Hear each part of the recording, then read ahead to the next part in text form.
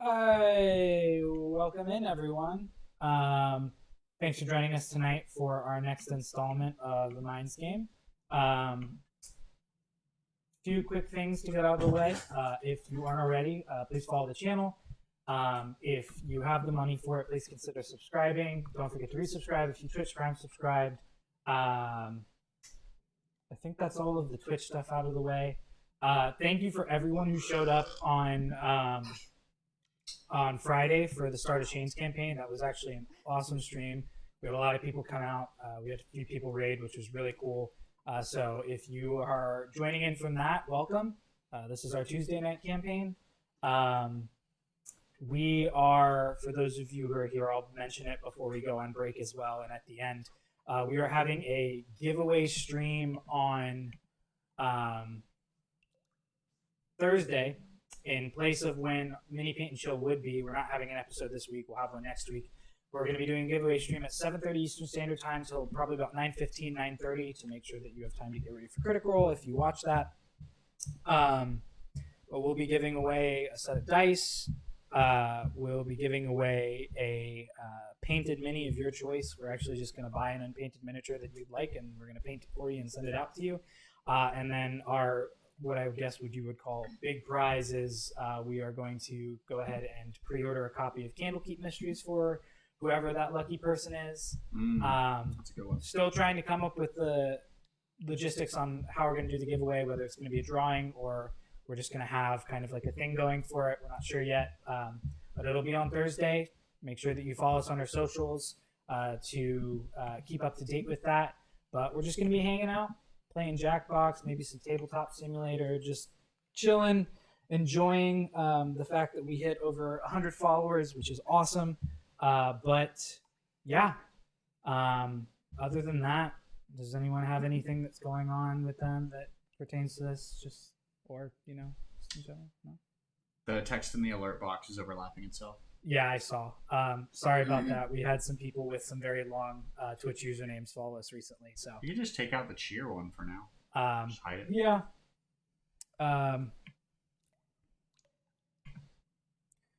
But I mean, other than that, we can go ahead and get into tonight's episode.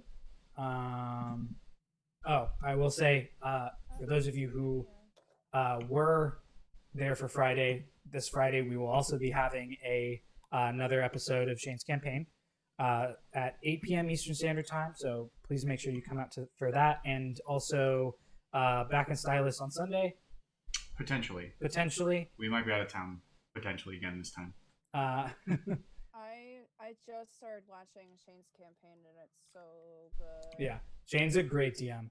Like I told all of you prior, he's a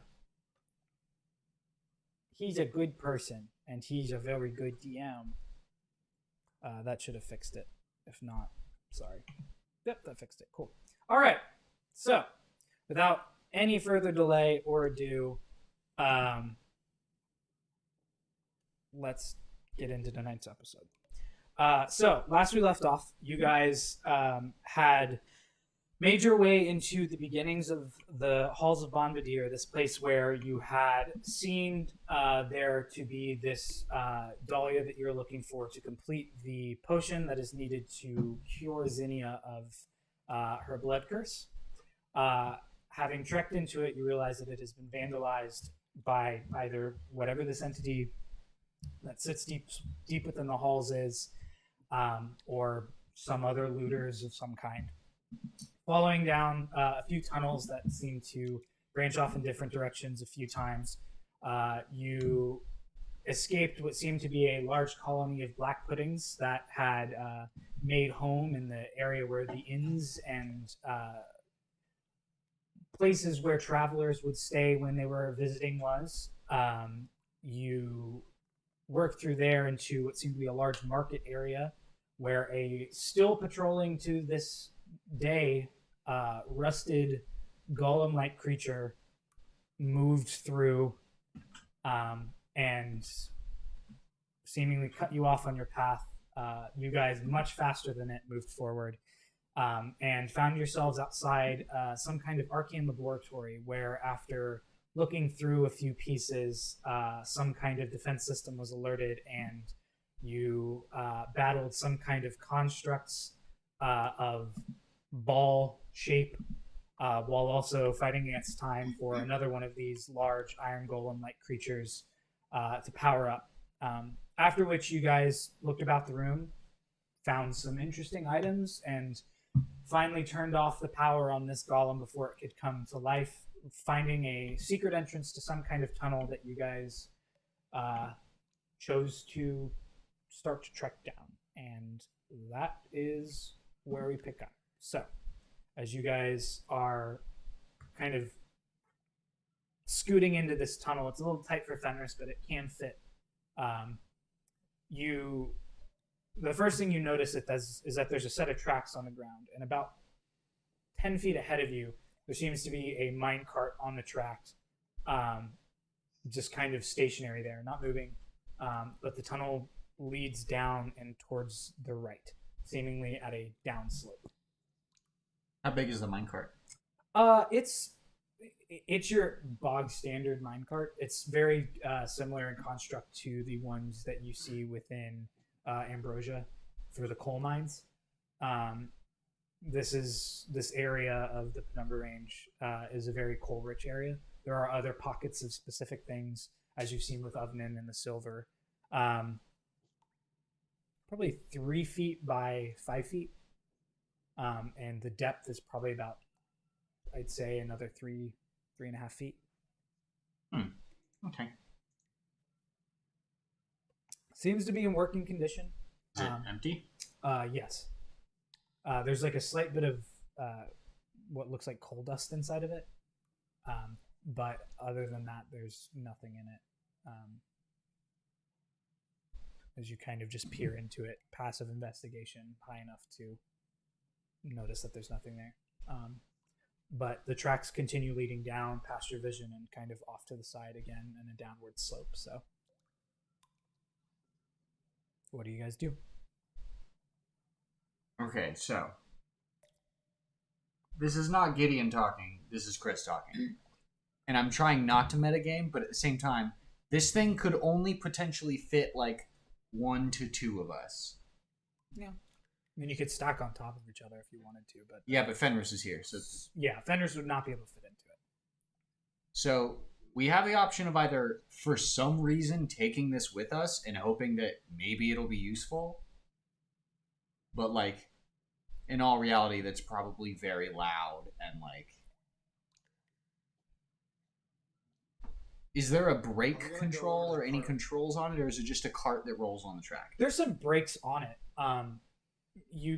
From what it looks like, it doesn't look like it's used as a, like, wherever this goes, it looks like some kind of material was transported between that place and this place. And whether it was by someone riding in the cart or just by from this way down, just a push, you're not quite sure. There just like a normal cart, there is a brake system on it though. I'm gonna go peer into the cart. Okay. You see the same thing that Gideon saw. It's just like lightly dusted with like a dark powder. I'm gonna go down and take a pinch of the powder and put it on my tongue. Being in Ambrosia for some time and having been able to walk about the town, it tastes like coal. Yes, rare spices. For a man who likes green eggs, it probably does have a very good flavor. Pepper. The coal cart. Here, take a pinch. And then Nope. I hold some out to Gideon. Nope. It tastes like coal. No, yeah, I inhale enough of that as it is. I don't need any more. Yeah. You do get that wave of warm, kind of sulfurous smell as you guys are sitting here. Yeah, we can probably ignore this thing. There's nothing in it. Yeah. I mean, should follow the tracks where it leads, though, right? I mean, I don't think we have another choice. Unless the tunnel goes somewhere else. the tunnel? Yeah, I think we're tunnel. Also, wait, we just got the shit kicked out of us for a minute. Does anyone need to take a breather? As far as I understand, the room we're in right now is secure, right? Like, there's no active threats that we see. You can make a perception check, but it doesn't look like it. Yeah, I'm gonna do that. It is a 23.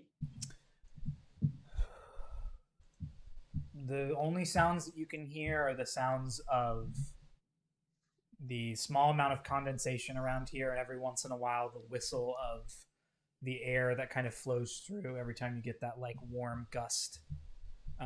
Other than that, it seems pretty safe. It's just a tunnel. All right. I parlay that we take a breather real quick.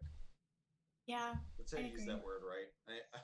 I look yeah. at I look at Brian. That's what parlay means. Yeah, sure. Yep.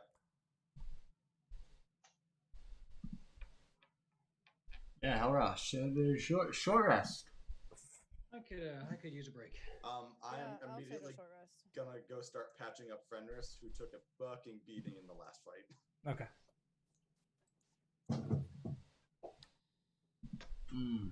Oh boy, gotta roll some hit dice. Thanks, Ash, for that subscription. I appreciate it. Don't think I didn't notice. As you guys are kind of sitting there, again, that waft of and like sulfurous warmth comes over you. Both Kyron and Ashter, being more inclined to understanding and just the general feeling of good and evil being who you guys are. There's an uneasiness that comes with each waft. Now that you are deeper within the halls and kind of have more of a sense to it, it just kind of, even though it's warm, it gives you like very uneasy chills up the back of your neck. Like you just get like prickly hairs on the back of your neck. Wheeler, are we good to roll hit die? Yes, you guys, if you guys would like to take an hour to take a short rest. Yeah. Yeah. I heal back to full. Okay. Yeah, Yeah, you I'm get- back at full too. I Cool. use 6 hit dice. I'll take what I'll keep some for in case we need it later. 31 plus 6 times If 4. people are desperate, I can do like a mass cure wounds, but I don't want to waste a big 41, spell if we can just take a short I rest. don't want to waste. Yeah, no, I'm good. Yeah, it didn't sound mean- like you guys were. I don't think you guys got too hurt during that fight. I was like 30 hit points down, but Yeah, I was down to 20 something out of 70. I was down to 30. yeah, You're also a glass cannon, so you know. yeah, you're very squishy. I'm just glass. Squishy boy. Yeah, and the only thing that happens over this short rest, like I said, is that uneasy. For some of you, it's just warm air that hits through. But As we're collecting ourselves, I'm gonna walk over to Gideon. Say, so when I found that button, I also found this thing. I think Ian showed it to me. What does it do? And I hand him the ring thing. I do not remember what he's talking about. So what is it?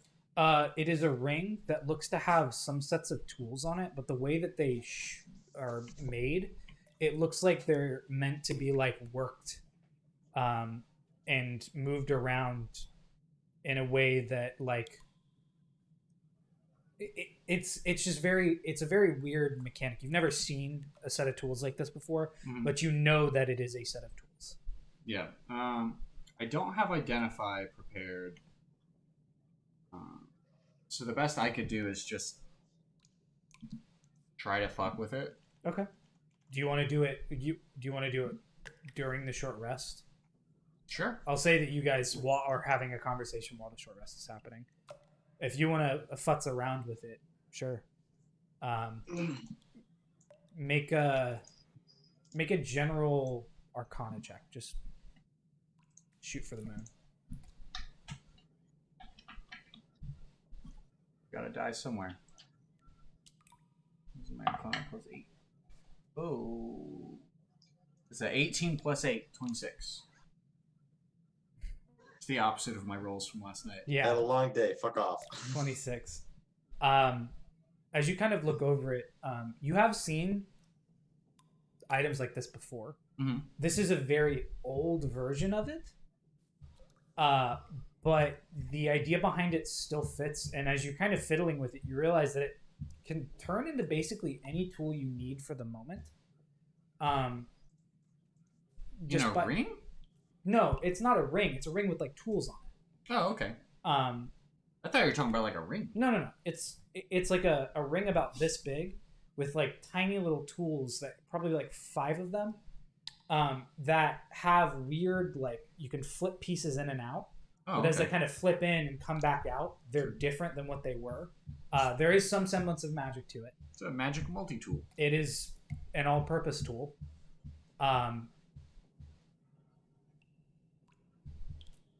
And I'll say with that, based off of what you can tell from it, it is a +1 all-purpose tool. Oh, like a +1 to tool checks?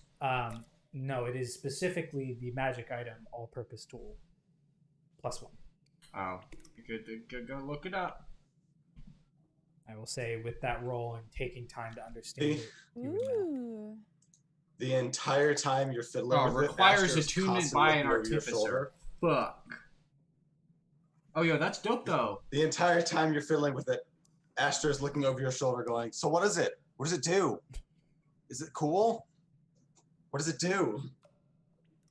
I mean, it's cool for me.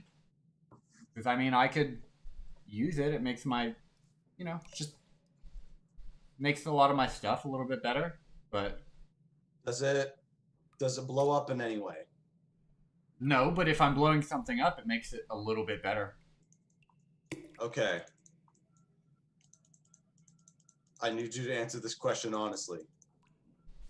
Is it gonna make it easier for you to make me piss myself? It won't make it harder. Okay, then you may have it. And I would go back to tending to Fenris. Okay. You can roll hit die for Fenris too.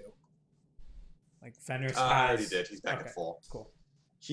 I'm assuming because he's challenge rating 2, he has 2 hit dice. That's That was well. Look at his. The assumption I if you went look off at of. an Aurochs, you can see how many die they have as hit points, and then just you might be right. 4D. Oh, so he's 4. It's No, it's based off of 4D10 that. plus 16. Yeah. Cool. So it's based off that. Okay, cool. Okay. So as you guys finish up this rest, are you guys doing anything else while you're sitting here, or are you just taking a breather and then heading forward? Can you? Um, You can do a 2 I'm minute gonna over a short peruse rest, some right? of the books again. Okay. You're gonna pour over some of the books. Yeah, I mean, not like pour over them, just like look through the stacks. Kind of imagine like you went to a used bookstore looking for nothing in particular. I'm just gonna do that for I an do that hour. all the time. Okay. You've looked over them. A lot of them you don't understand. But Are there any in Draconic? no. Okay. Then I take none of them. Okay. But at the end of your short rest, you guys get up and you head further down the tunnel, or are you guys heading back into the room? Oh, I don't have an opinion on that. I mean, I'm we gonna only switch really out the got one wand way of to go. winter for the tool. Secret tunnel. Secret tunnel through the Secret mountain. tunnel. I don't think I can give the wand of winter to someone yet to have it, have them attuned to it in the same rest. I think I have to. They probably have to get a new. There's attunement rules that I have to read up on to get. That's the one thing that I. I think you have to like reattune, and then you can hand it off because No, like basically when you drop right? attunement to one, when you attune to a new thing, you can immediately drop attunement to the other item. You can drop attunement literally whenever you It want. takes time. I think there's like a Yeah. recharge rate for. I have to read more in the DM's guide or. No, wherever you can the- you can trade off items whenever, but if I'm attuning to the new item and identifying it in the same thing? Like, Well, it's not an identification. It's more of a, as you fiddled with it, you kind of slightly attuned to it kind of thing. Yeah. So even though you didn't have an attunement slot, but it's one of those things where you were magically adept enough to know, like, if I can't identify right now or I don't want to, I can spend time with it. So. okay, you want to know the cool thing that I can do with this, apart from it being a general +1? And I say you, I look at Wheeler, but I'm talking to everybody in the group. I was about to say, I already know what it does. Yes. So, as an action, I can focus on the tool to do a thing. I choose a cantrip that I don't know from any class list.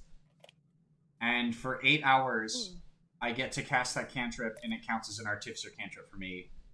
And then I can only do You're that gonna once be per day. guidancing so many people. Guidance. It was like you're about to guidance the fuck out of them. So, if I'm quiet right now for a bit, it's because I'm looking Oh, through no, every no. single cantrip ever.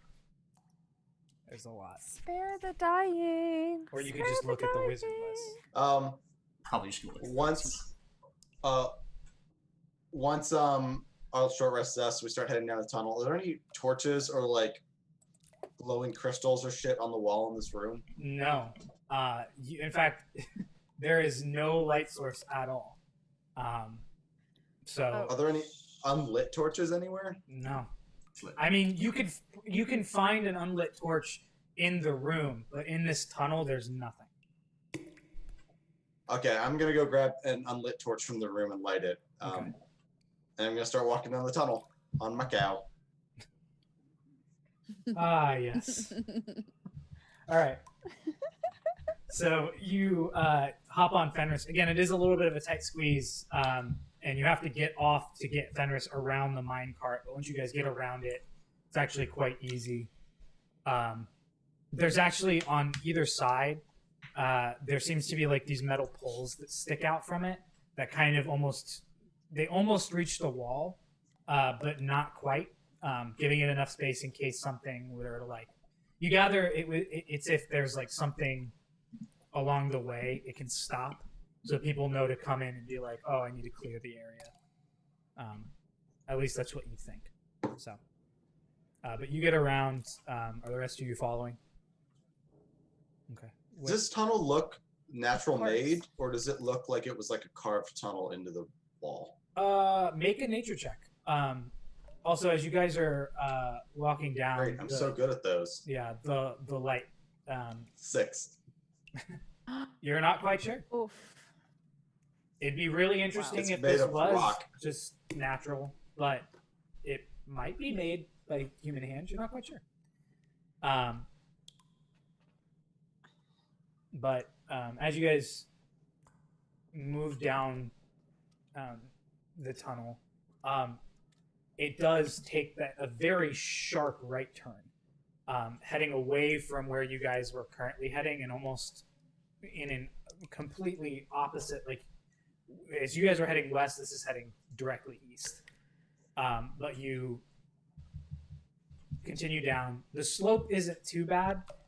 Again, from what you could tell, it was basically like things got sent up that way, and then once they got sent up that way, the cart was just pushed and it sifted back down to wherever the resting place on the opposite side.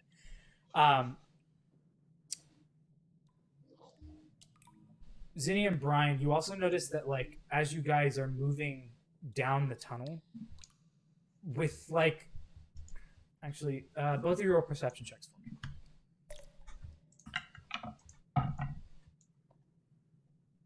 Ooh, It's a 23. that is. I should know what my number is by now. I think it's +6, but I'm not sure. It needs to load. Why won't it load? Do I want to load? Come on. Come on, internet. Jesus, come on, DK Beyond. Get it together. All right. Yes, that is that's a 23. Oh, both of you got 23. Okay. You do notice that there is like the slightest change in temperature, and it gets like not the warmth that you're getting from a draft. It does get warmer though. You're not quite sure why, but it is something that you notice. It's the warmth from pee. Yeah, what you didn't realize is that Fenris like paused for a second and peed in the tunnel, and you guys just like happened to like walk through the area where like the evaporation was coming up, so it's just warm. Love That's- that. Disgusting. You're welcome. After Are what we you gathered, concerned about this at all? I think that's to you, Zinnia. Oh, to me? Yeah. No. I- Yeah. I think it'll be okay. I think. Don't quote me on that, but Do you feel like you're any closer to dying? I mean, we're I all always a feel little bit like I'm close to closer dying. You Damn, know, that's you deep. have a point. Um, have a Wheeler, really do I good still point. feel that weird evilish tinge? Yeah, is that still here? Yeah, it's slight. It hasn't grown any. You guys don't notice the warmth, but it's just it's still there. Like there's a weird, uncomfortable feeling in the air for the two of you specifically. Cool. I doubt this will ping anything, but I'm going to divine sense.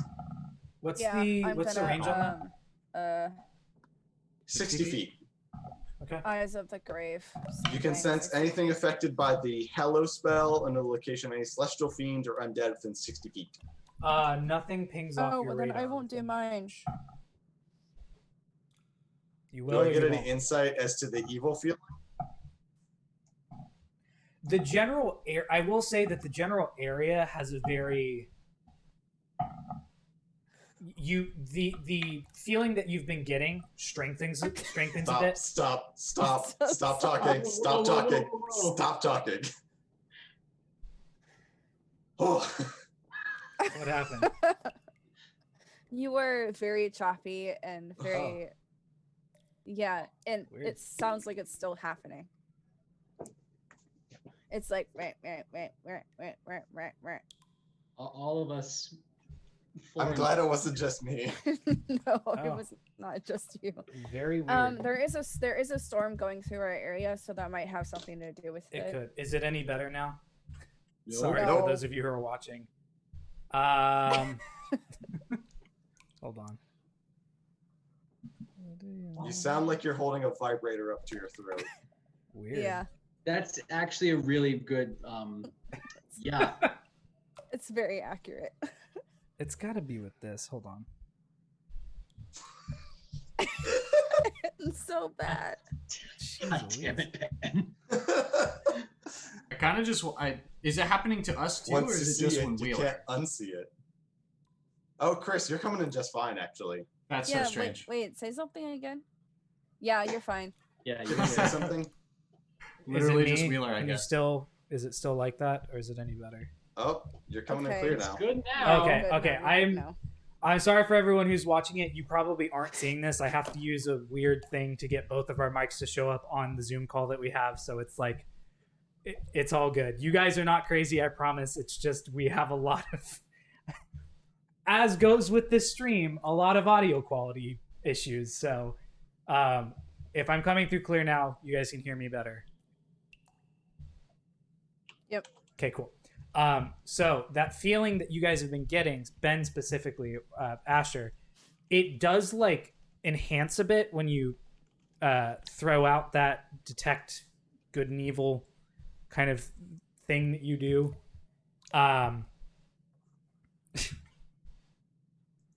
I can see chat, Ben, so just so you're aware. I can also see chat. It does enhance a bit, but it doesn't ping off anything specifically. And Kyron, you're doing Eyes of the Grave. Well, no, I didn't realize that his thing also did undead. So, unless he's not vocalizing that he's doing it, then I wouldn't do You I mean to tell was me not, that he doesn't but it's call very out everything obvious he's that doing I'm like doing an anime something. protagonist? It's a sonar kind of Yes. thing. His detect evil and good. So he just like sits there on top of Fenris and goes,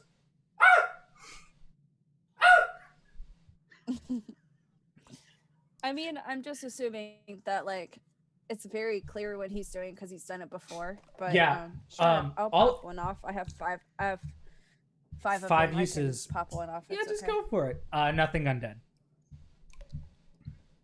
But you do see like Cool. very oddly enough, like you know when a candle gets very, very like small in the flame and you can only see like that like faint bit Uh-huh. of blue light. That kind of Mhm. idea, all of you see kind of almost enshrouds Ashter as he like casts it. Ashter can't see it. But you can see like this like faint little like blue flame just kind of simmer around him as it does. Is that not natural? Is that not what usually happens? No. Okay. But neither of you get Interesting. No, and no, I do not vocalize anything. Asher is not smart enough to inform you guys of shit. That's fair. That's very fair. That requires a higher level of game plan that he does not possess. Well, I Um, feel like at one point you were like, "I'm gonna use a feature I've never done before." So I didn't know if you were gonna do that or Nope, Just do it. I've done this one before. No need to announce it. those of you who are coming into your own on your other abilities, and then there's Zinnia who is losing her abilities. But nevertheless, you guys continue moving forward, and about 15 minutes or so into the travel down the tunnel, you come across a large metal like portcullis that's slammed into the ground, halting any path forward. But easily enough, you guys can see that to the right, probably about a foot off of the track, there is a lever that comes up maybe about 2 feet off the ground that is in pointing towards the direction of where you just came.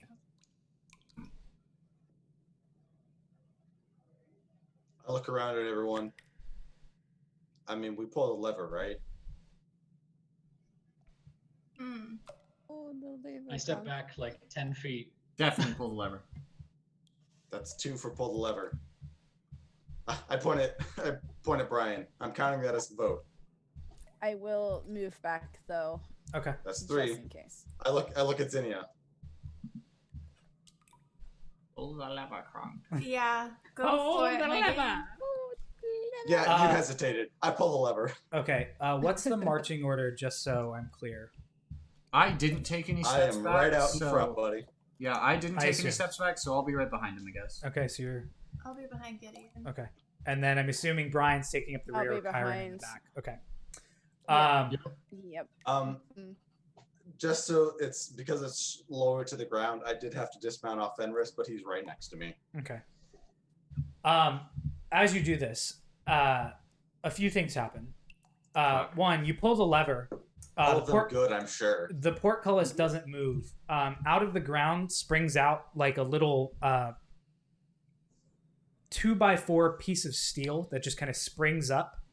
That goes up about 1.5 feet out of the ground, and about 1.5 feet in front of Kyron and Brian, a large iron portcullis falls to the ground. So in between us. In between you. Oh, the great. one ahead of you doesn't move. What you guys do notice as you guys are taking in this and kind of spinning around is that, well, Kyron and Brian are noticing this a little bit better. From the walls begins to emanate this very like bright orange glow. I need the 3 of you and Fenris to make dexterity saving throws for me. Well, Rook's with me as well, so he'll do So Rook as well. Oh, spaghettios. Ooh, I got a nat 20. Nice. I got a 4. Okay. Fenris got. I can make that an 8, but I don't think I an don't 8 think will that's help, gonna so do you're on much your own. Better. Fenris Wait, got wait, 17. Wait, 17. before you say what the decision is, I'm gonna use my right of clover again. to roll with advantage. Never mind. That was even worse. Oh, well, that sucks. So Gideon Rook. Wow. Dex save. So I got a 21. Rook got, I believe, a 15. Okay, and then what did you get? 4. Yep. Okay. Rook got a 16. Okay. So Fenris, Rook, Asher, and Gideon. You guys only take 10 points of fire damage. Zinni, you take 20. As what seems like large flamethrower shoots from the side come down and just immolate the area of between these two portcullises. You guys feel the heat and kind of like wince back and move your hands to kind of shield yourselves, but all of you are just kind of standing there for a second, and like things that are flammable have been set on fire.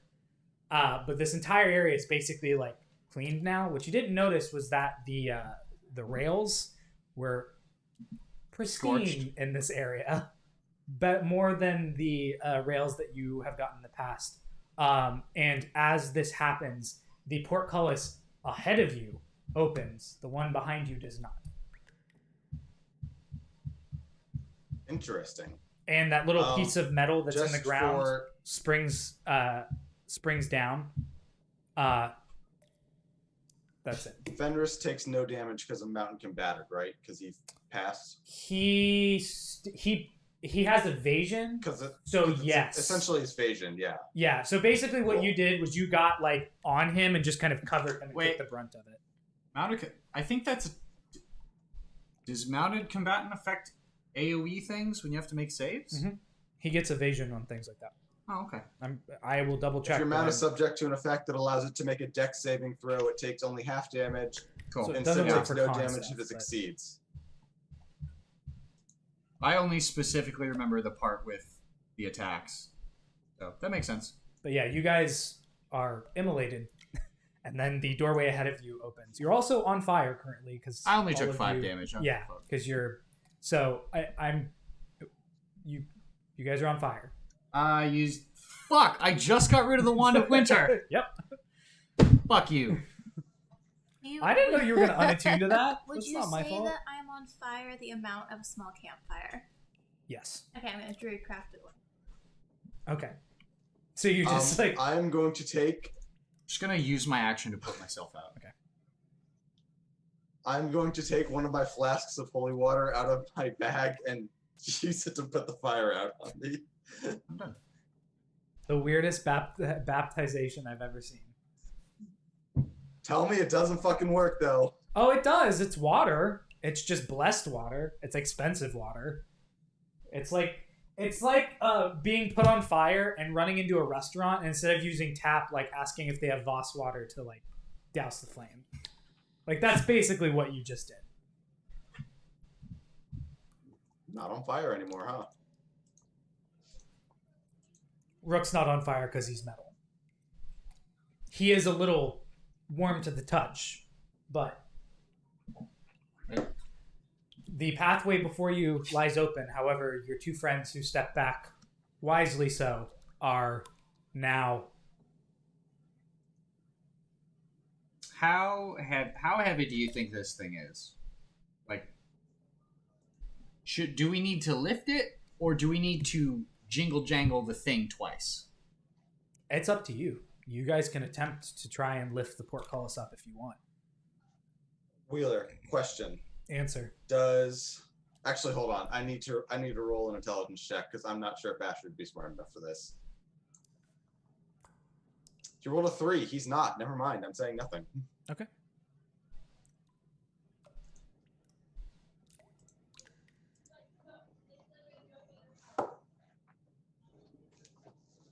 I'm gonna go try to lift the thing. Just Okay. testing it to see if it even budges in the slightest. Make a athletics check Yeah, I thought so. or a strength check, which is the same thing. So make a strength check. Doesn't matter. That was cocked as hell. That was between a 12 or 15.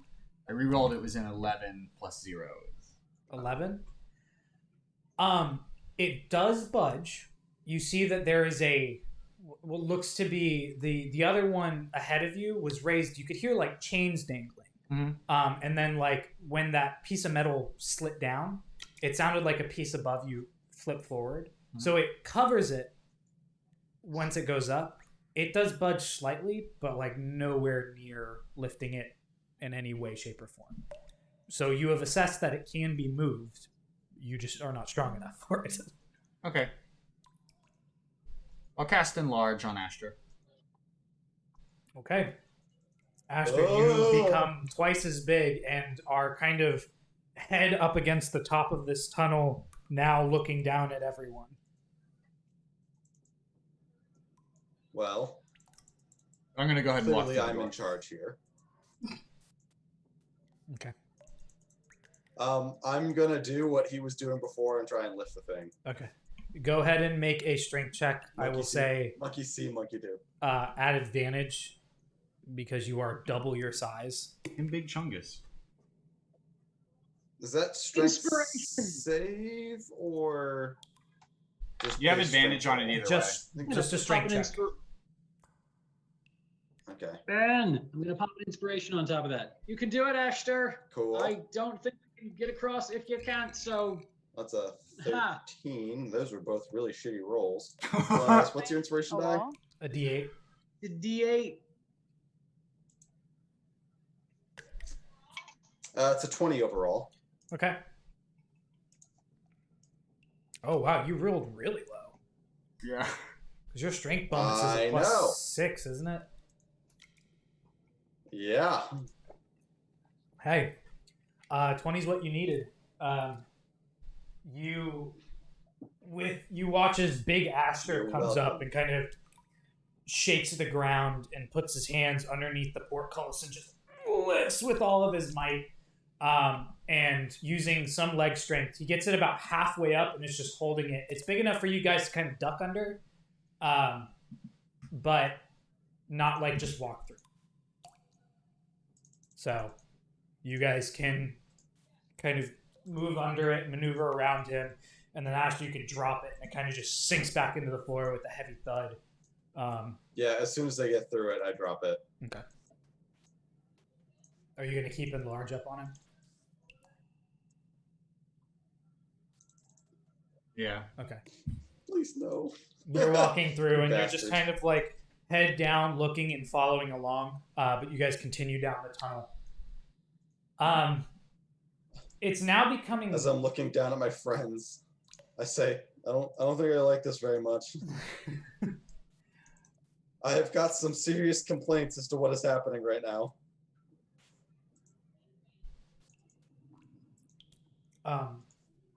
It's now becoming obvious to all of you as you guys are heading further down this tunnel.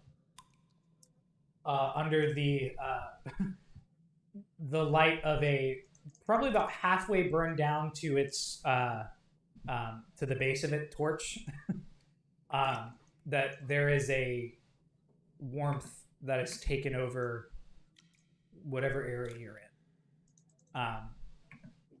I'm enlarged, right? Yeah. Cool. I'm going to pick up Zinnia and put her on Fenris. Okay. Sounds good. Is the marching order the same, or are you guys Well, I'm in front now. okay? Gideon and Um, Rook in I'm- front. I'm gonna be right behind him. Okay. I can imagine the shuffling as he tries to get past everyone. Yeah, and I'm assuming I'm probably behind Ashter since I'm on Fenris. Yeah. So Yeah. I'm still in the back. okay. Gideon, Rook, Ashter, Big Ashter. How long does that last for? Is it like a minute or is it an hour?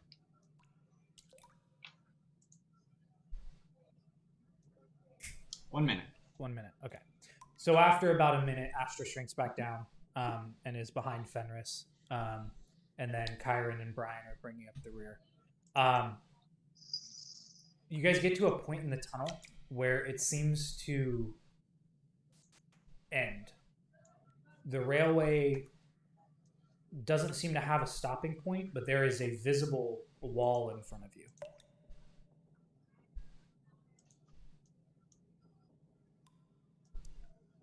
You have to tap on it. You tap on it. It's solid rock. Compared to the walls on the sides, it doesn't sound any more hollow. Nope, same sounds. Okay, this might have been a waste of time. We did good. Everybody go home. It doesn't look like a cave-in. It just looks like a natural rock formation. As I continue to search Seeing around for him- a secret door. Okay, make an investigation. Yeah, seeing him tap on the wall in front of us, I randomly just start tapping on walls. I tap on the floor a little bit.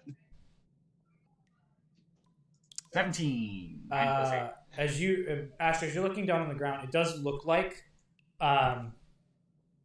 the tracks continue going, and there's like a brief space between the bottom of the floor and the whatever this rock formation is. Huh. You also notice this and see what looks to be one side of, as you're kind of looking down and Astra points it out, you notice one side of it has more of a, one side is closer to the ground while the other side is kind of lifted a bit. And you kind of use your shoulder. Go ahead and make a athletics check for me. Who, me? Yeah. Great. You can Okay. use Rook with you if you would like. So you would get advantage. Well, those are pretty much the same. I don't think his stats are any higher than mine. No, he has a +2 strength, whereas I only have a +0. So the highest I could possibly be is 15. 15. It's not too hard of one. You do manage to, with Rook's help, kind of pushing along with it. You force it, and you can feel it like start to budge, and you kind of dig your legs in, and Rook does too, and you push, and it slowly opens with like a. It's like grinding against some other stone or some gravel that's pushed up against it. But as you open the door, there is a heavy waft of warm air. And the darkness kind of gives way, even though you had the torch, it kind of gives way to a very low lit orangish red color within whatever this room is. I just managed to switch over to the stream and catch the moment that it changed. You can feel the warmth, and as you kind of just adjust for a second, let me actually show you guys what you're looking at. Fuck. This can't I possibly guess I end should badly. change mine back to make it match yours. There we go.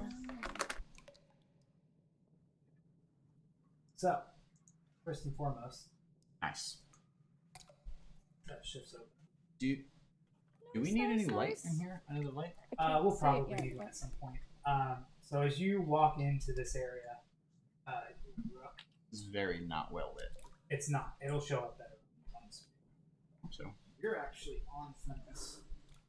I will Oh actually yeah. move Do you guys- want your buddy back? Or is it? Not yet. Okay. I've seen you almost die several Oh. times casting spells here. I'm taking the executive decision to keep you safe. Thanks, bud. Switch it over to You are this. safer on him than you are on the ground. So, Is that pillar supposed to be as knocked you over? guys are what? No, it's not. I will fix it in a second. As you guys give me 1 second. Ba-da-ba-ba-da-ba. We're fighting a gray square. thank you, Ashley. Yeah, Oh like no. before. That's as zoomed as I could get it. I zoomed it in a little bit more from last time. But as you guys walk into the room, Did you? the first thing that you notice is that there are somewhat actually obvious to you. There are about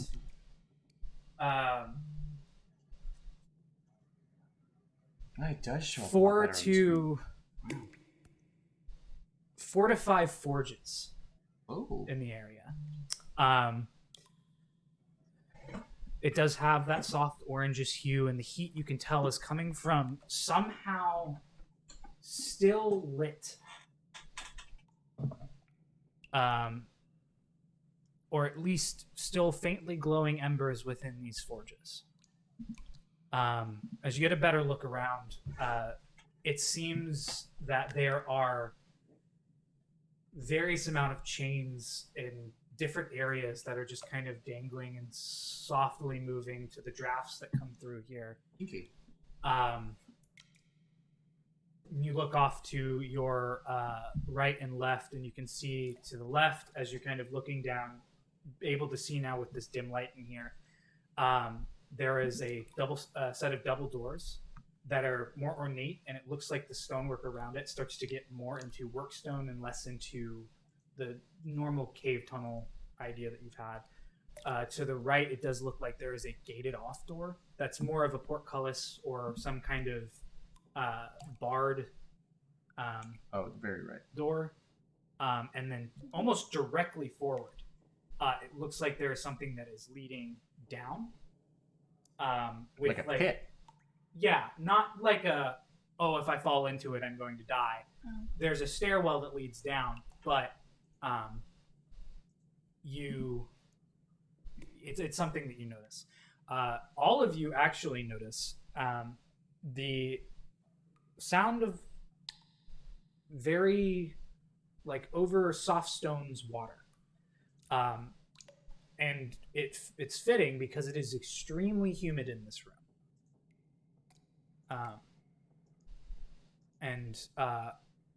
I'll say, as you guys make your way more into the area, kind of spreading out of it, you see that there is a small brook of some kind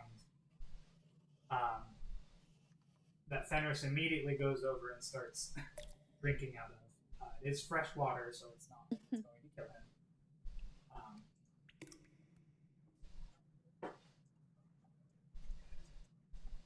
But Oh, I want to go poke around in the forges, see if the embers are still glowing. I want to see like how recently, Okay. like someone's been here. There is. Put these things on y'all. Yeah, with the low light in here, it shows up better on screen than it does being here in the room. I put the exposure way up. This one, and the rest.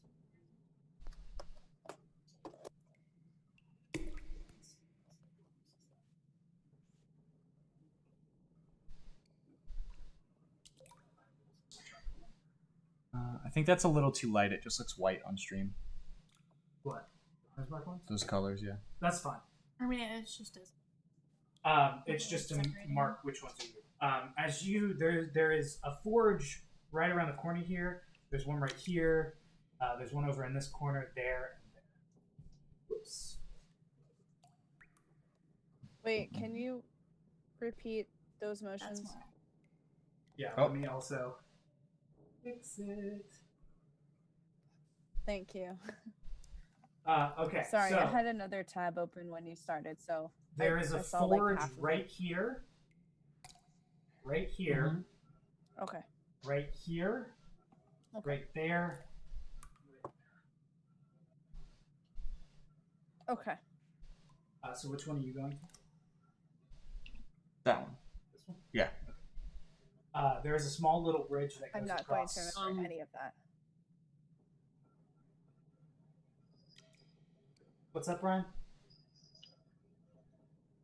As this is, as we're kind of just walking in here, I'd like to I'd like to detect magic. Okay. See if there's anything magical about this, or What's the distance on that? 30 feet? Or is it it is 30 feet. 30 feet. It's 30 feet. I'm gonna just walk. It lasts up to 10 minutes, so I'm just gonna I'm just going to walk around and see what I can see. Okay. You walk over in this general direction. There isn't too much.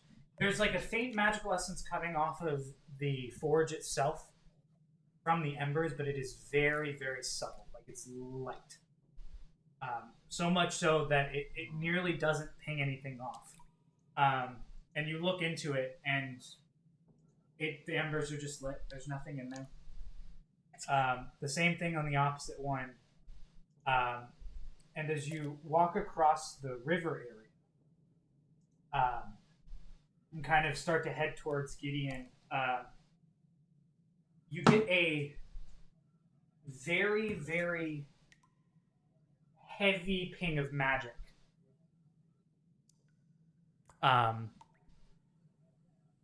What school? Above you and slightly off to here. If you can see, I don't know if it's showing up on the stream or not. I No. can't see. No. Here. Like No, lower. Like the above the door? double doors. like above the door. Okay. Oh, I look up. Okay. As you look up, there is currently seated, kind of sitting on a ledge, perched looking at all of you,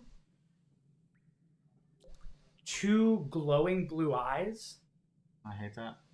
and like a snout, but it looks metallic and very rusted. But as you notice it and it notices you,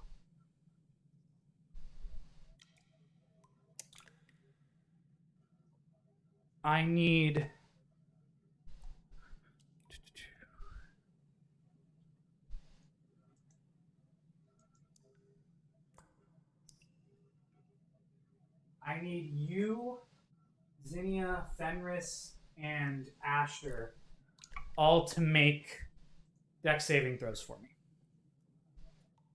So everybody but me. And Kyron.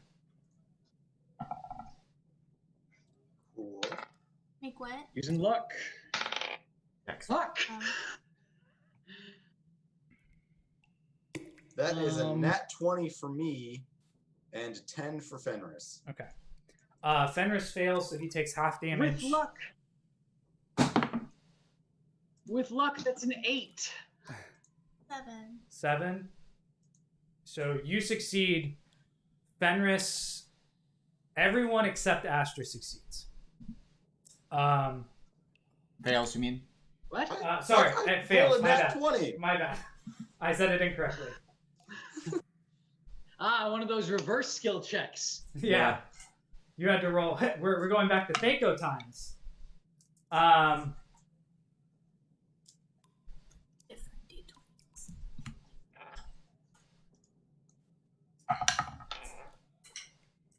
Hold on, I need dice for this. Ow. I heard already. That's so nice when the DM is like, wait, I need more dice. Give me a minute. Okay. Ash, you I take. don't have enough D10s. Ash, you take 15 points of lightning damage. The rest of you take 30 as it shoots out a streak of lightning at you, and then with the worst sound of metal on metal that has been rusted, screeches down into the area. A large creature, very similar to something that you've run into very recently, but in some way, shape, or form, a construct. I need all of you to roll initiative. Ooh, give me that sweet, No, sweet I battle refuse. music. I refuse. I will be right back. I have to use the restroom. Okay? Of course. That Wow. is very loud. That is Whoa, whoa, whoa. so loud. Turn it down. A couple of clicks. Turned it down. About halfway. I might actually turn it down. There we go. Yeah, can you turn it down more? Thank you. It was like everyone roll initiative. That's what I Um, heard. The other thing you notice at the same time, that lightning blast that hit Wait, through you. you're echoing now. That's weird. Can you hear me now? Yeah. Okay. The other thing you notice. That was also really loud. I'm gonna turn this down. So Um, weird. The other thing you notice is that as the lightning strikes past you, it slams into one of the forges and it lights with an intensity that you haven't seen before, and immediately everything gets about 15 degrees hotter. And out of the forge, the flames seem to rise and writhe and turn into some form of some elemental that rises into the air. I can't help but notice that this would be a great time to have the Wand of Winter attuned. It's not my fault. Oh, it's the Rambo boy.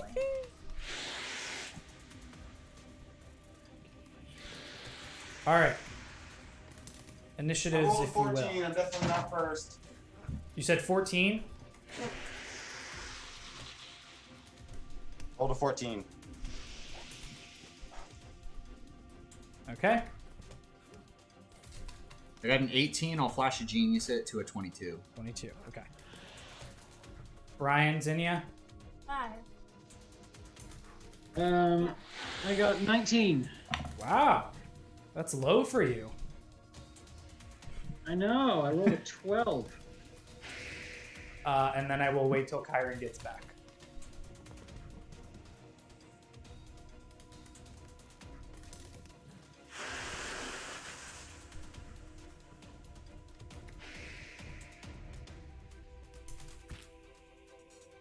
I just want to play this. That's it. It had no. Did you just fact- Wilhelm scream? Yeah, it was one of Yeah. the things in Sirenscape. It had no added benefit to this entire thing. I just wanted to do it. All right. As soon as Kyron gets back. Shit, Wilhelm's here.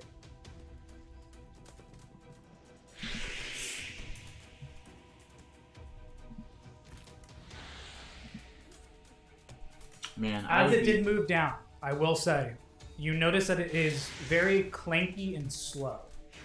Much slower than what you were aiming to. Kyron, what did you roll for initiative? 17. 17. All right. So.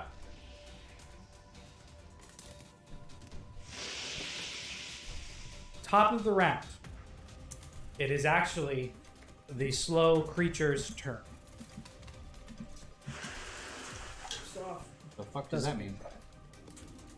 The creature, looking at you, walks forward with this like sound of metal on metal. Yeah, kind of like that. Yeah, kind of like that. And comes up to you, clanking. You can see the internals of this creature are grinding and whirring as it's moving, and it is held together, miraculously so, in its rusted state. It is going to attempt to constrict you. Brian. Okay. Oh.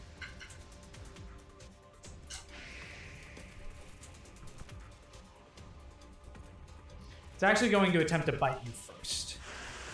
And then we'll see what it does with the rest of that. That is a 23 to hit.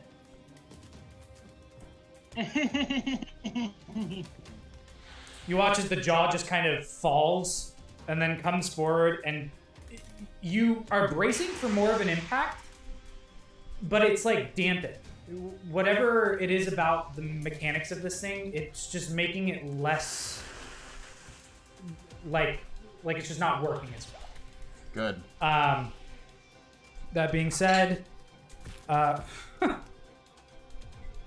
you still take 21 points of. Go on, laugh.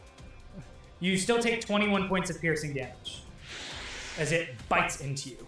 And then it's actually going to shift this way, and the tail is going to attempt to wrap around you, Gideon. Yeah. and attack you. Cool. Again, very slow, but that is a 27 to hit. Yeah. Okay. So, again, not as... That's the wrong damage die. Wait, is Rook within 5 feet of me and the tail? Yes. He's gonna try to deflect it. Okay. The 27 was lower. Great. He tries to, but even though this thing is slow, It big. it's big. So you do end up taking 8 points of bludgeoning damage and 13 points of slashing damage as the kind of pieces of its armor that are kind of turning just kind of catch you and Ooh. slice into you. And you are currently grappled. However, that is the end of its turn. Next in the initiative order is Gideon. Cool. I think it's grappled and not restrained. As I'm being crushed, I'm going to.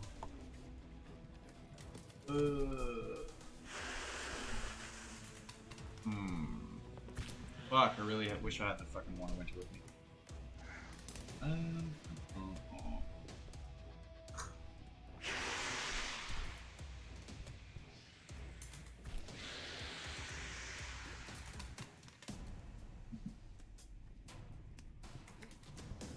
Shit, this is a hard one. Yeah. I'm gonna use my action to pick a cantrip using the tools. And David, I promise I'm not stepping on your toes here, but I'm picking Eldritch Blast. Okay. No, that's fine. 2 is better than 1. 2 is better than 1. And that's my full action just to pick it. Yeah. I don't get to do anything there. Bonus action, Rook's gonna try to crunch. Okay. Make an attack. Ooh, no. Nom nom. That was a nat 5 Okay. plus not a lot. Yeah. So he tries to bite into it, and even though it's rusted, there is still a strength underneath that rust. Whatever tarnishing is happening, even though Rook tries to bite into it and kind of just mash into the metal is thick and strong, and unfortunately does nothing. It's your action, bonus action. You can't move. That's it. That's it. All right. Next in the initiative order is the fire elemental. It is going to whirl out of the forge and into the general area of both Asher, who's not on Fenris, and Kyron. And is going to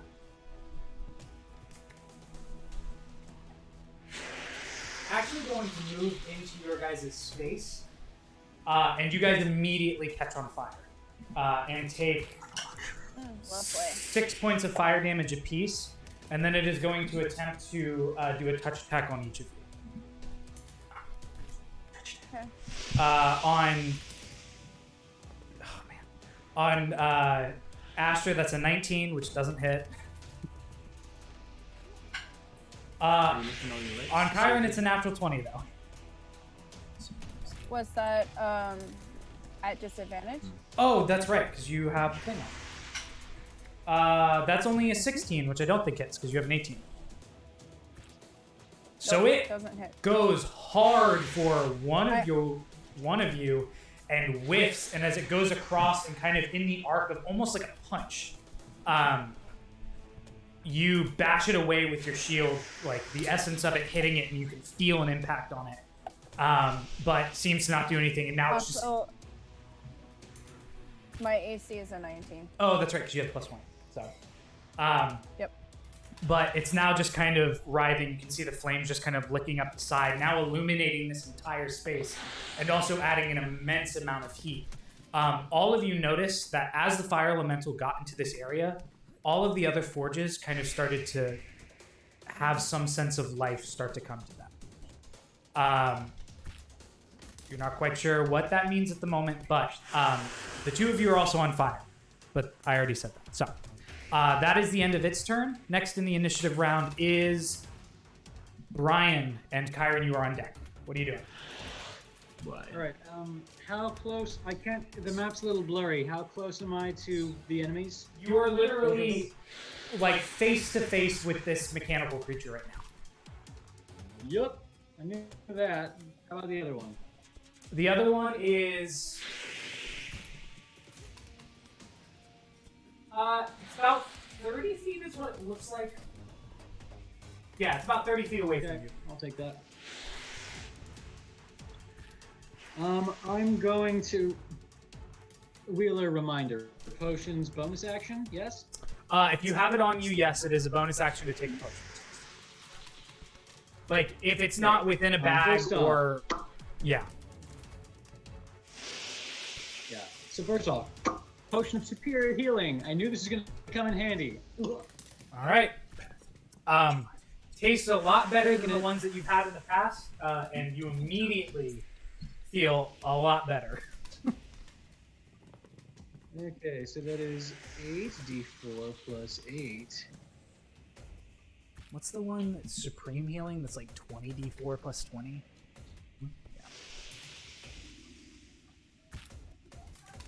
So that's 28 points of healing back to me.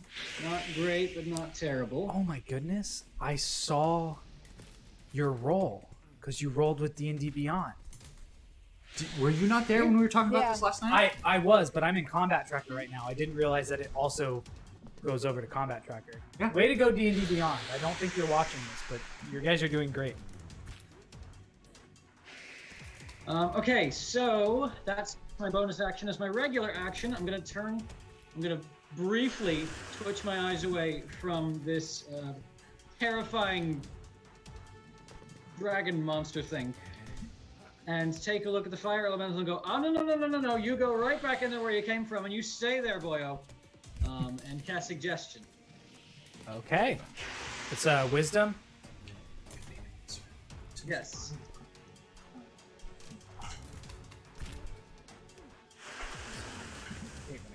No, that is a fail. So it will take effect the start of its turn. But you gather from what you said, it kind of the flame face that's kind of looking at Kyron and Ashton. You guys watch as it doesn't turn, but the face like moves over and it's now looking at you, Brian. And you grasp that your suggestion has taken hold of it, and that it will basically probably waste its turn going back and sitting in that fire. So. And just as a free action, I'm going to turn to Karen and go, keep me the fuck alive. All right. You gonna move? Or you staying there? I'm staying there. I'm going to get eaten if I move. Yep. All right. Kyron, you are up. Asher, you're on deck. Yeah, don't worry about that, bud. How bad does Brian look right now? Brian, how bad do you look right now? I'm about half. Cool. How But far after away you take the are potion? you? Yeah, it was not a great potion, but... Oof. 20 is not bad though. You are about. Well, actually, no, 20 for a D4? Yeah, it's actually not bad. You're about 35 feet away from Brian right now, and you have the fire elemental still in your way. All right, fine. I'll just cast Healing Word then. Okay. Fourth level. Okay. You also take 2 points of fire damage at the start of your turn because you are on fire. Fine. Remind me about that in 2 seconds. I will.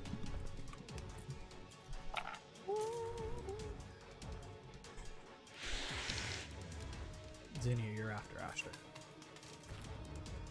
That's 16 HP back to you, and you said 2? Yeah, 2 points of fire damage. It was not Okay. a lot. And now you have your action. And I can't cast Spiritual Weapon.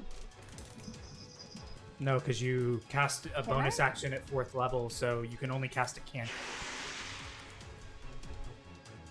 I'm angry. I don't have any cantrips that are bonus action other than Spare the Dying. Well, no, Can I Healing move Word is a closer bonus to action. Brian? So you can use an Yeah, but action. that's not a cantrip. No, I know. You used a leveled spell as a bonus action. You can use a cantrip as an action. You right? You right? I'm gonna cast Toll the Dead. Okay, what's the save on that again? It's been a while. It's been a while. 17. A wisdom? It's been a while. Yeah. No, that is a fail. It is D8s though, because it has not taken damage yet. So Dang it. Okay, that's fine. Whatever. I'm not upset. It's cool. That's a 22 points of damage. that's pretty good. 22 is not bad. As you ring out with your necrotic toll, you watch as it kind of shakes, and you see some of the rust kind of vibrate off of it, just from the general hit that it took. And it kind of reels back from that, and just kind of looks around, confused as to where that energy came from. But it did seem to take effect. Are you going to move, or are you just going to stay there? Can I move closer to Brian? Yeah. Without getting out of the range of the guy. You want to stay in range of the fire elemental, but not move out of range of it. Yeah, I don't. I want to make sure that I don't get a attack of opportunity. You can take 20 feet to kind of flank it on the opposite side of Asher. Not really flanking, but you get closer to Brian without getting out of its range. Okay. All right, that is the end of my turn. That's the end of your turn. Asher, you're up. Zinnia, you're on deck. Alright, so fire elemental in me. Big Yeah. metal shiny thing over there. Yeah. I'm going to run through the fire elemental Okay. towards where my cow is and try and run through that river. Okay. Let me make sure it's something real quick because I don't think you can retake the damage. Oh, at the top of your turn, because you were also lit on fire, haven't done it. You take 6 points of fire damage. You can move around it to where it's. You can get to Fenris. It is going to take an attack of opportunity on you. Not that that's going to hit, but. Oh, it's a 24. I'm going to take my reaction to say "fuck you." Okay, so warding maneuver. You have a 23, so it wouldn't matter what you roll. You move your shield into the range of it, and it also hits. You can feel the impact of it. It's definitely corporeal in there, but it's hot, and the shield actually gets hot and kind of starts to grow very warm against your skin. But you do get out of range of it, and are now right next to Fenris, who is currently being ridden by Zinnia. Cool. How much movement do I have left? You still have 15 feet. It's from how much movement is it to get to the other side of that river? With your strength score, it's about 15 feet. You could jump over it. Cool. I'm not gonna jump over it. I'm gonna jump in it. Oh, okay, cool.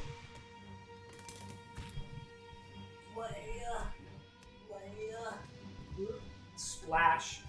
It's only about a foot and a half deep, so it goes about up to you, right underneath your knee. But you into it with like a pretty Cool. heavy cannonball. Next, I'm going to cast. Yeah, I'm gonna cast Bless on me, Zinnia, and Brian. You, Zinnia, and Brian. What does Cool. that do? Cool. What does that do? Bless is a plus D4. D4 to saves and attack rolls. Bless your soul. Oh, bless your soul. That's what you just did. Did you not hear? He said he was blessed. All right, so you did you, Zinnia, and Brian are blessed. Yes. I'm going to use my bonus action to tell Fenris to move Zinnia into the corner. Sort of. Man, I can't really point to it. You see where the stalagmite is? Yeah, To the this way? left of to the right of the mini. Here. Yeah, right there. Here? To the right? Yep. I'm trying to. No, other side of the river. There. Further in the corner there. Okay. Yeah, there. Fenris' movement is like 50, right? Yeah. Okay. He splashes over there. You get to that forge. Zinnia, you do notice as you get over there, the flames they're starting to kick in a little bit. You're starting to notice that this forge is starting to get heavy. And Okay. I'm going to send a mental message to Fenris saying, "For the love of God, keep her safe." And then, for my final action, I'm going to drop prone. Oh, Put out okay. my 'cause you're fire. in Yeah, river. you put out your fire. You are in the water and prone. I'll say you can do that. You can use 5 feet of movement to get down, so that'll be all of your movement. You're not drowning yourself, I will say. He's not. He is not smart, but he does know that water beats fire. That is a fair point. All right, that is the end of your turn, Zinnia. You're up. Okay. I'm gonna cast Insect Plague Okay. and focus it on the big guy. Okay. Is it any creature within there, or any creature that you can? Well, I mean, it's a spot, but right now where he's at is gonna be the spot that I focus it on. Okay. So it's a 20-foot 20-foot sphere. radius sphere centered on a point. Sphere duration, lightly obscure, difficult terrain. Each creature in it must make a Constitution saving throw. So you're basing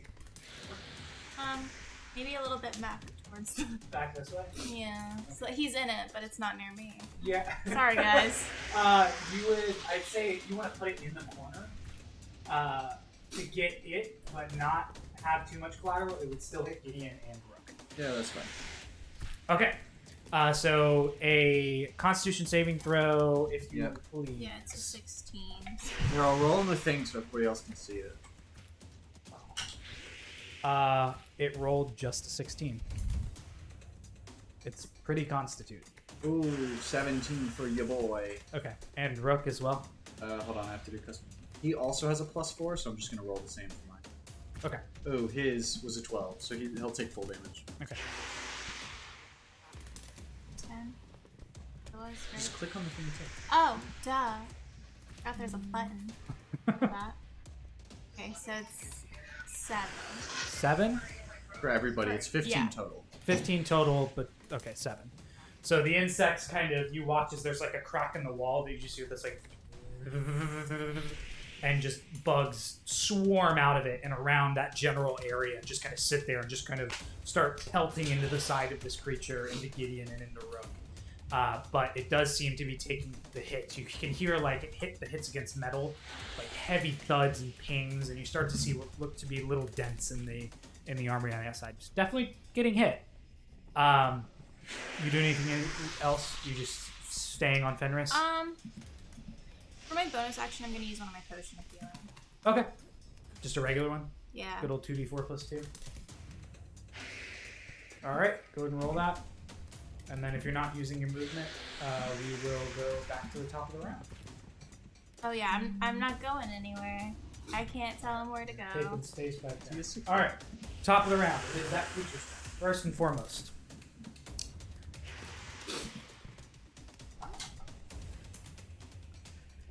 That is a 23 to hit. Yeah, Okay. even with shield, it'll still hit. Oh. So, you. 1 by 2. Okay.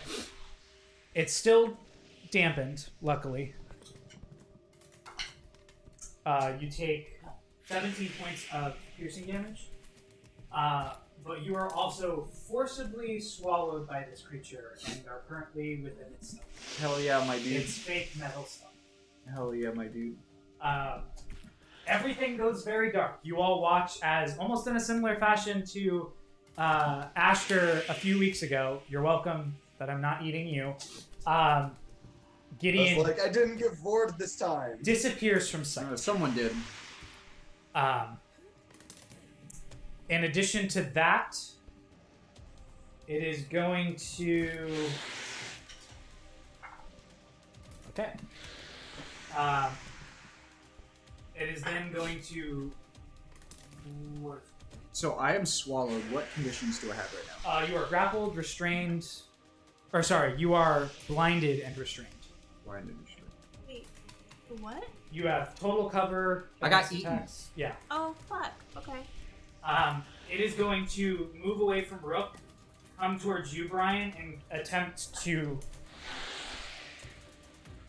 constrict you, moving out of the insect plague. That's tough.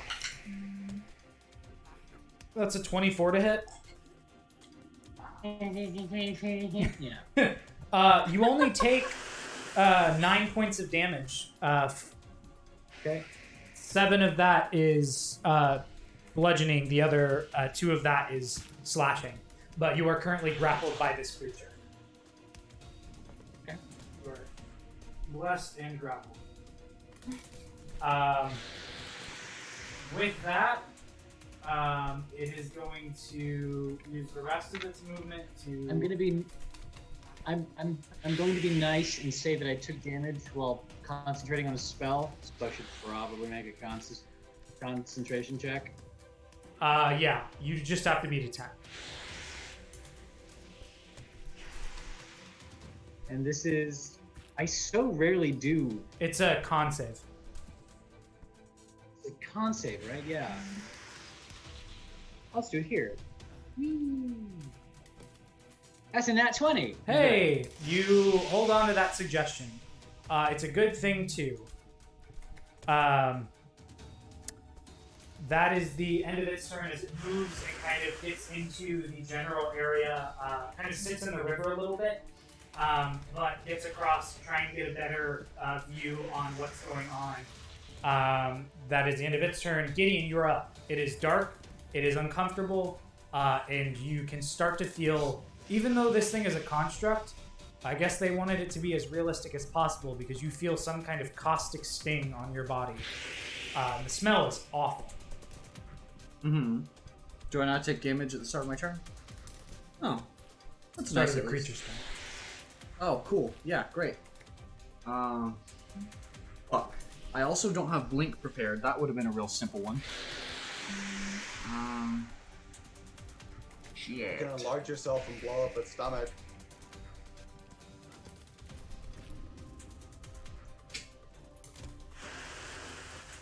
Well, I can only get as big as the size allows. I can't, Ant-Man within Thanos' ass myself out of here.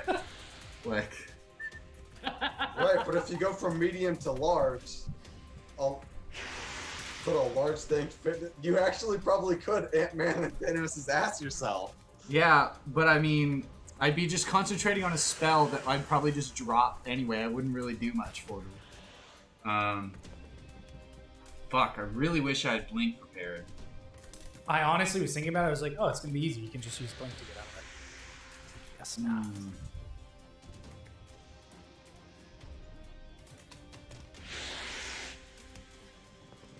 Man. If only I could just fireball right here. You could. I was about to say, can you not? Because I will probably take less damage than this thing would. Yeah. Except I will fail my dex save because I can't move. It will auto-fail that dex save if you're casting it within it. Because it literally Pretty- can't get away from Pretty much so will I. Yes, you were But restrained. I don't Like really picture have someone in a gelatinous cube. I don't really have any other good options at this point. Do what you want to do.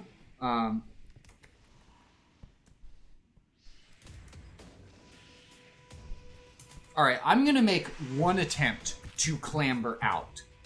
Okay. Whatever that entails. And if and when I fail, next turn I'm fireballing this motherfucker. Okay. Go ahead and make a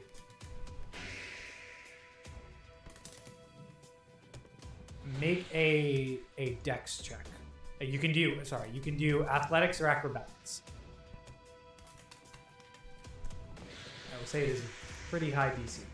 Okay, well, I mean, I have a movement speed of 0, but I'm trying to do something. Yeah. Okay. Is that athletics or acrobatics? Yeah, I'm giving you the opportunity to make it. Gwabogoo! No, that's a 16.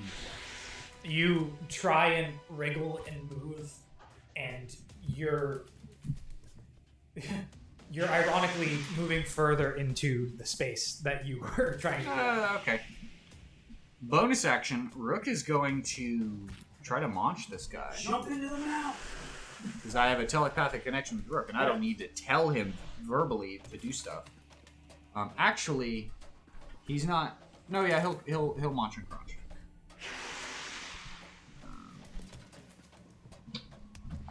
Bugger's a +4.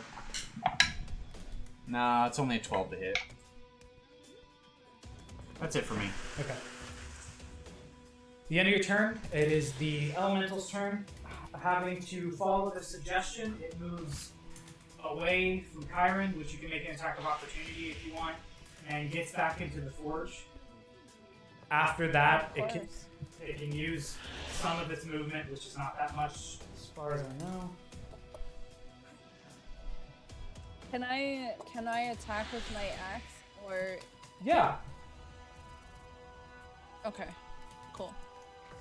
Because I don't think you're a warcaster. I don't think you can cast a spell. That's 19. I am also a warcaster, I But... believe. Oh, okay. So yeah, you could cast a spell if you wanted to.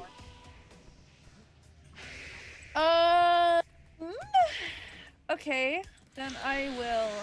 You know what? Fuck it. I'm gonna do guiding bolt. All right. What level? Guiding bolt. Not bad. 4. No. Fuck. Yes. 5th level? Yeah. Let's do. Go for third. it. No, let's do third. Let's do Okay, 3rd level. Go for it. I don't have many spells, so we're gonna do third.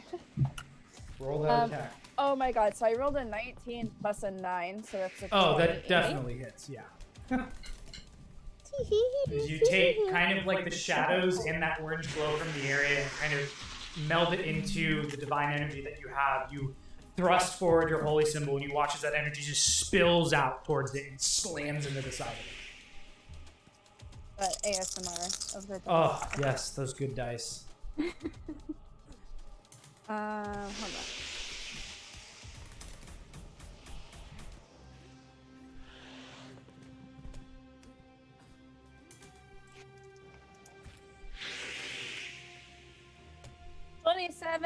Nice. 27 points of radiant damage on this thing. It blasts to the side of it, and now it's angry. It gets back out of the forge, having followed the suggestion to go back to the forge. Actually, you know what? You said stay there. So it is going to use the rest of its turn to stay there, but once that happens, the suggestion is over. So you basically wasted a turn for it.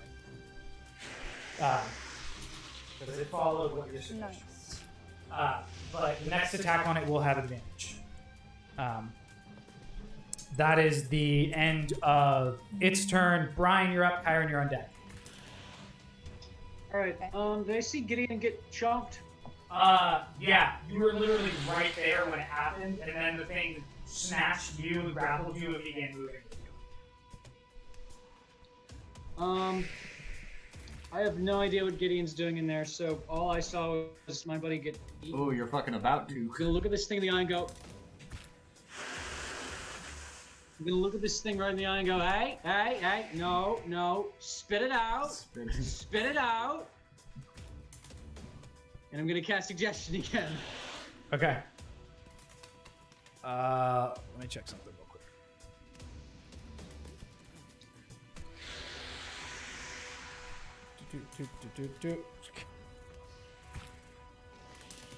Doesn't say that it fails against constructs.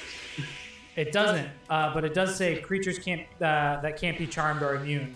And unfortunately, your suggestion falls on Damn it, robots! no ears. As you let out the suggestion, it just continues looking off in the direction, kind of like robotically, like, scanning across the room, trying to see what its next move is. All right, I'm gonna go like, all right, well, it's not organic. All right, Ashtar, I don't know where you are, but you've probably got the best chance of whacking this thing to get it to retch or gear up our buddy. So do that. Hoo-ha! Inspiration. Okay. The hoo-ha of inspiration. I The love it. hoo-ha of inspiration. Yeah. Hoo-ha. All right. That's the end of your turn, seeing as you have no movement. So next in line is Kyron with Asher on deck. Would I know if like blight would affect this thing, or A construct? it says, yeah, it says I'm just trying to like hit it with something. I don't know Yeah. if a spell would affect it. Yeah, I mean, based off of what you've seen from other constructs, Blight still works. Because it's a material. It doesn't not affect it. It's Okay, extra effective against organic material, but it would still affect a construct.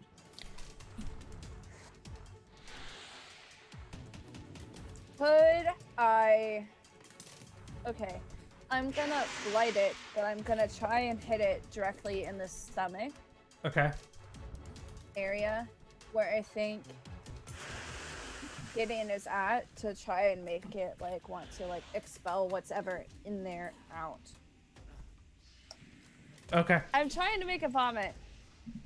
I will roll the con save for it. Okay, It's a 17. that's my con save. So Okay, so it takes half damage. But knowing you guys, you'll roll stupid high on it. Let's see. I have 8d8, so give me a second while I find all of my d8s.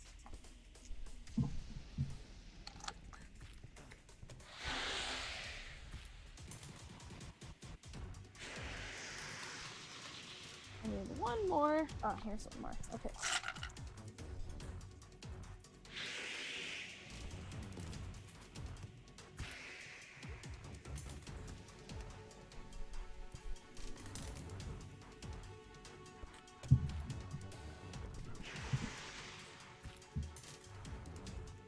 Uh, 41 points of damage. Okay, so it takes 20 overall. That's a pretty hefty hit. You watch as the metal kind of, the rust on it kind of sinks deeper into the metal, and you watch as it kind of reels from it. It doesn't seem to have an effect on the innards or the inner workings of it, but it does take the hit, minus obviously what it resisted. But it's still, that's a pretty hefty hit. So, are you gonna move? And I want to move closer to Brian. To the construct? Sorry. Closer to Yeah, Brian. yeah, that's fine. Oh, closer to Brian. Also, at the top of your turn, you take 6 Closer points of to fire Brian. damage because you're still on fire. Coolio. I will say, Awesome, great. if you walking give a through shit. the Awesome. river, you can douse it. Okay, I'll do that. Walk through the river. So you are no longer. You are closer to Brian, who is in the tail of this thing. The head of it kind of robotically turns and looks at you, and then just starts going back, scanning across, seeing what's going on. Bonus action, you doing anything? No, I'm gonna keep it at that. Okay. So Astor, you are up, and Zinnia, you're on deck. All right, so I'm gonna get up. Okay. Half your movement. Yeah. All right, I'm going to move 15 feet to the left.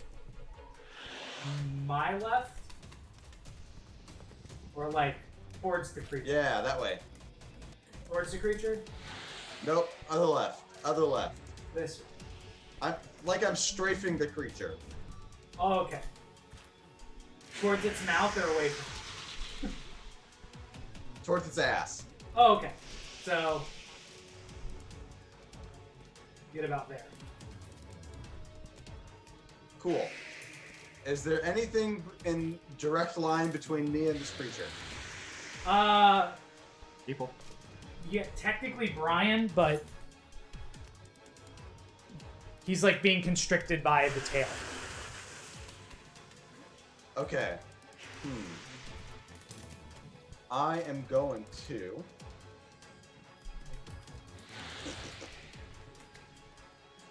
use my bonus action,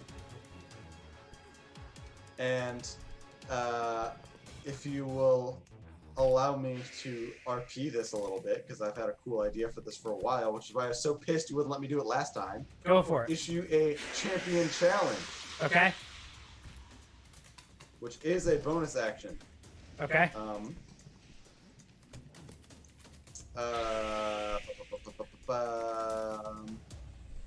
Fuck me, where's my thing? There it is. As bonus action, each creature of your choice must make a wisdom save of 14 or it can't willingly move more than 30 feet away from you. That's a fail. So, as I do this, I'm going to take my holy symbol and hold it close to my chest and mutter a very quiet prayer to myself. Not just to Ayun, but to whatever blue force is beyond. And say, please give me some fucking strength. And with that,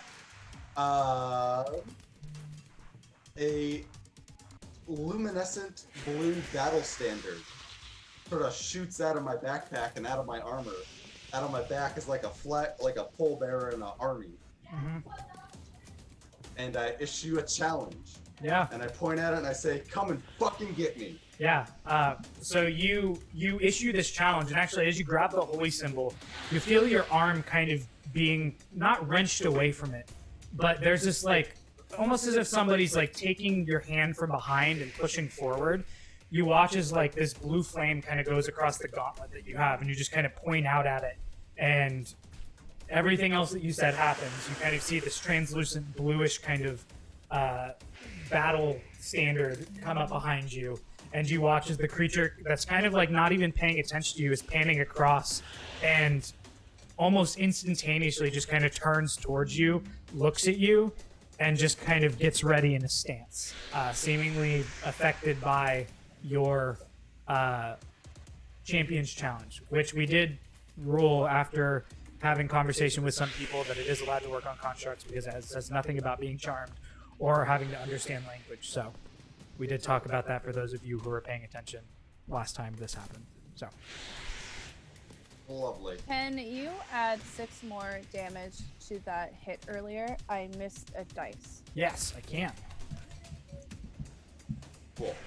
And with that, I'm going to throw my axe at it.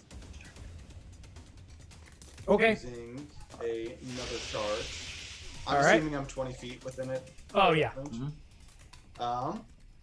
That's a 22 to hit. that'll hit. Cool. That's that.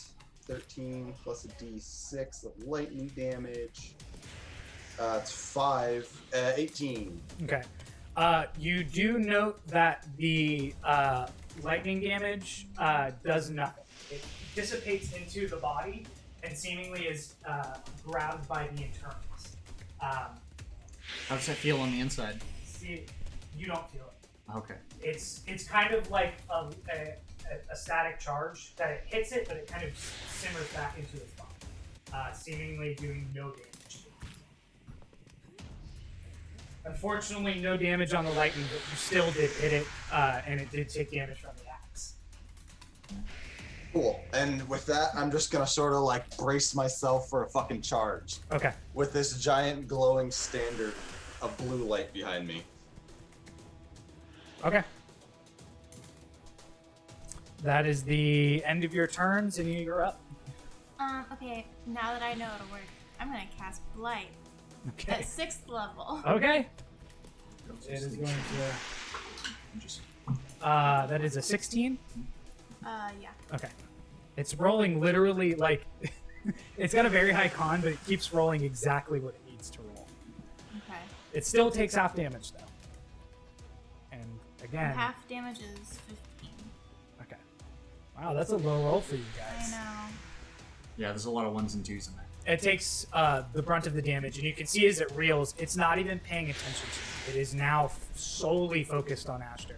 And you actually notice as Ashter kind of like let out this like call to challenge on it, and you see like the shimmering blue light on it, there's like flecks of like blue flame that kind of sit within Fenris's like fur now. Almost as if the connection between the two of them and whatever connection he has with whatever deity that he is actively upon, it's showing in this form. I'll So that's try your not to be action. freaked out by that. Bonus action. I'm assuming you're just sitting there too. Yeah. Yeah. I'm Okay. just hanging out. All right. No bonus action. No, not right now. Okay. Top of the round. This creature's turn. First off, Gideon. Mm-hmm. Horrible roll, but still. You take 21 points of acid damage as you're slowly being digested. That puts me real low. Oh, It is going to let go of you, Brian. I have Revivify. It's okay. Hooray! It unconstricts you and just goes after Ashton, not even paying attention to Rook or anyone. Kyron, you can make an attack of opportunity if you want. I do. Yeah. You can cast a spell too because... I'll Guiding Bolt 2nd level. Okay, go ahead and roll your attack. And it's going to go in for That's- a bite attack and its constrict attack. against 14 you. plus 9. Yeah, that'll hit. Cool.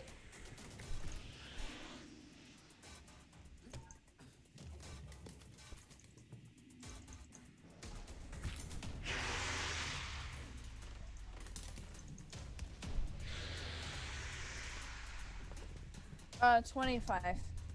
Dope. That's a good hit. Wait. Yes. Okay.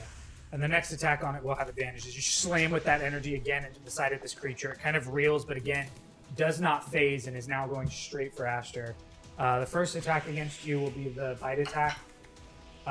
Miss, that's a 17. You just kind of slam its face to the side, and then as you do, it uses that momentum to swing around and try to wrap its tail around you. That's a 26 to hit. I'm gonna try and use my reaction to warding maneuver. Okay, go ahead. Please. Fuck! It doesn't work. I'm 25. Oh, wow, that's the first time that's worked. So as you try to linchpin your shield in between where it's trying to do it, it just kind of squeezes from the back, and you end up getting your shield pushed against you. You take 14 points of damage. 9 of that is bludgeoning. 4 of that is slashing, and you are currently grappled. And as it grabs you, it kind know. of... What's up? I said, good to know. Yeah. In addition to that, now that it has you in its hand, Gideon, you feel this like weird sensation that you've never felt before, as you are quite literally like thrown up onto Ashter and onto the ground. This thing is solely focused. You are prone. You're out of its body. This thing is now solely focused on Ashter. Okay. And that brings it to your turn, actually.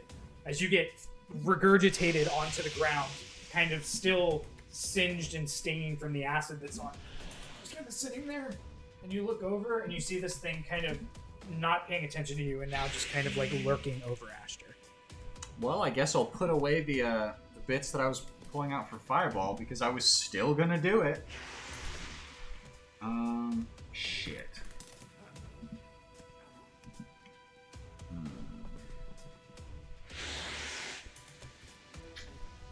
Fuck, man.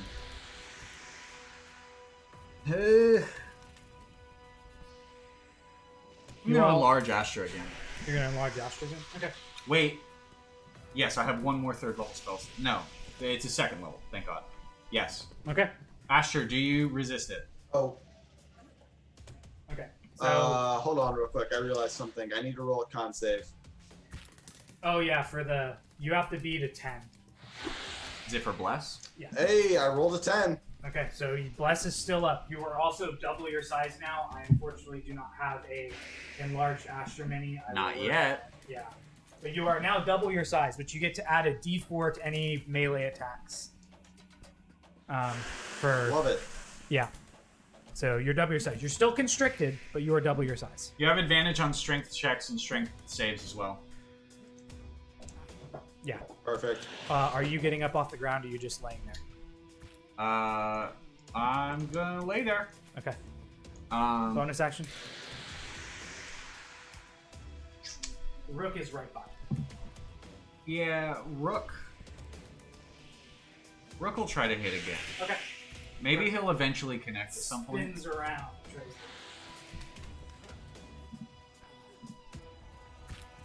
Oh, that is a natural 20. Oh yeah, go for And it. I rolled in the thing so everyone else can see it too. Go for it. Give me that good old damage. Luckily, he doesn't have too much. He's not too strong. So that's 2d8 plus 2. Or, yeah, 2d8 plus 2. So that's 13, and I'll Arcane Jolt on top of it for another 2d6. Go for it. Would the Arcane Jolt be critted too? It technically is like a divine smite, so yeah.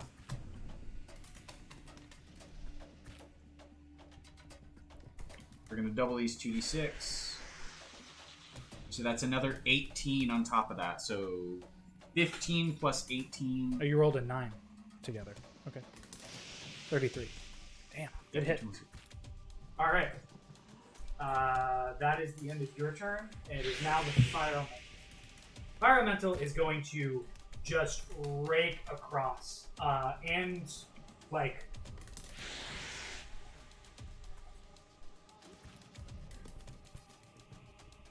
Oh, yeah. It just rakes across. So, Kyron, you're back on fire. Rook takes the damage. How much? 4 points. 4 points of fire damage. Ashton, you take that too, and you are set aflame. And then it is going to. Hey, Wheeler, real quick question. Yeah? Do I take that too? Does this thing take any damage for walking over water? No. It's not that rusty. Yeah, it's not.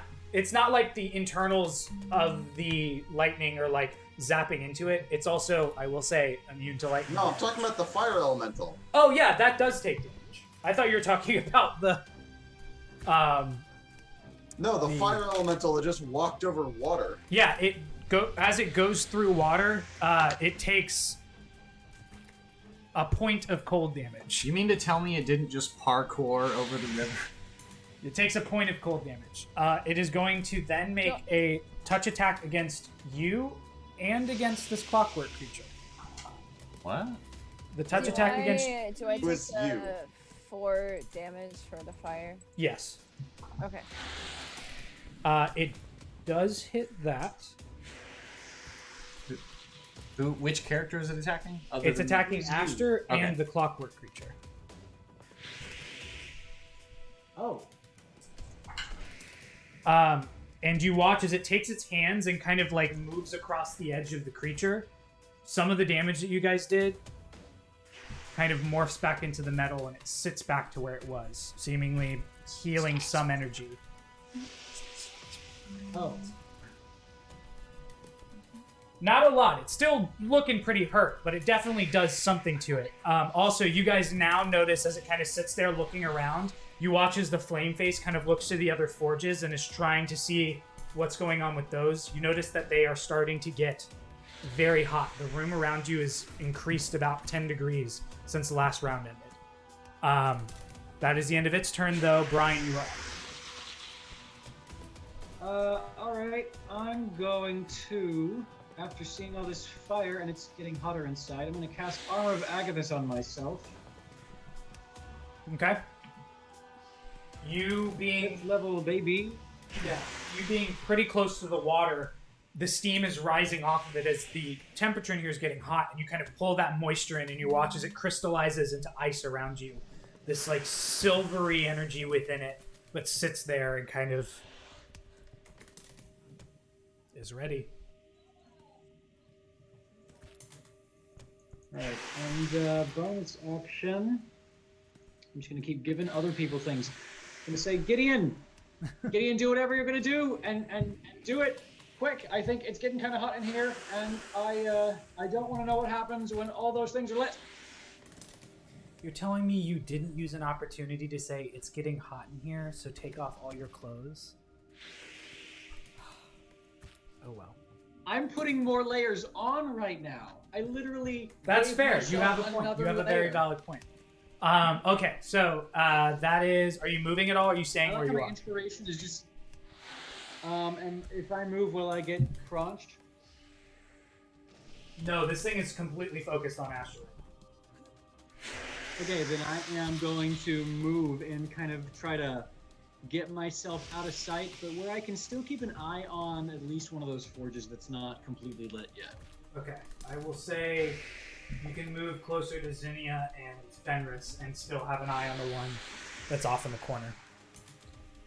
Yeah. I like how my inspiration is just yelling at people to be better. Very, very modern day inspiration. Okay. It's just what it's evolved into. All right. Kyron, you are up. Asher, you're on deck. Ooh, fuck. Yeah, where am I compared to Gideon? You're on the bridge. On the bridge. Oh, also at the top of your turn. You take 3 points of fire damage because you are on fire. Okay. Can I reach him in my turn? Yes. Hi. I'm going to... Hi. I'm going to heal you now. I'm going to cast Cure Wounds at I don't have many spells left. I'm going to cast it at 3rd level. Okay. You might double my hit points here. That's wow. That is actually incredible. So hold on, let me do math here because I'm That's really bad at math. Good news for you. That's 27 hit points back to you. You That's a have pretty just good roll. quadrupled my fucking hit points. I went from 10 to Yes. 37. Nice. Thank God. Okay. Cool. I'm going to. Where is the next creature to me? Literally right next to you. Okay, The- awesome. Big clockwork creature's right next to you. I can't really do anything because I just cast. Yeah, so unless spell, bonus but action. I will. I don't have anything that's bonus action, but I'm gonna freaking block the shit. I'm gonna use my body to block from whatever Okay. is trying to hit Gideon, you- and I'll just like be a bodyguard for a minute. You move in front of him to block him. All right. That is the end of your turn. Aster, you're up. You are currently grappled within this creature's grasp, Big though. but you're big. Oh. I'm going to try and break the No, yeah, I grapple. haven't taken it. Okay. Use your action to do so. Go ahead and make a double check. Go ahead and make a athletics or acrobatics check.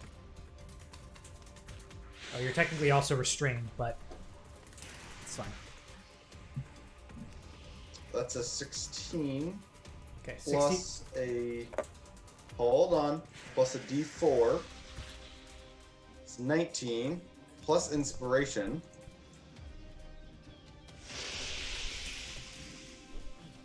That's a 22. Okay.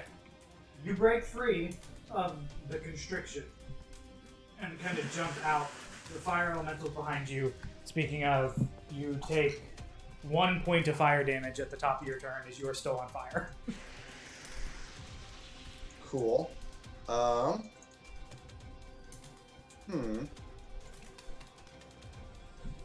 Seems like a good enough time for this. Bonus action, I'm going to second wind. Okay. 1d8 or 1d10, no. 1d10 plus 8. It's not very good. There's a 3, so it's 11. And then I'm going to...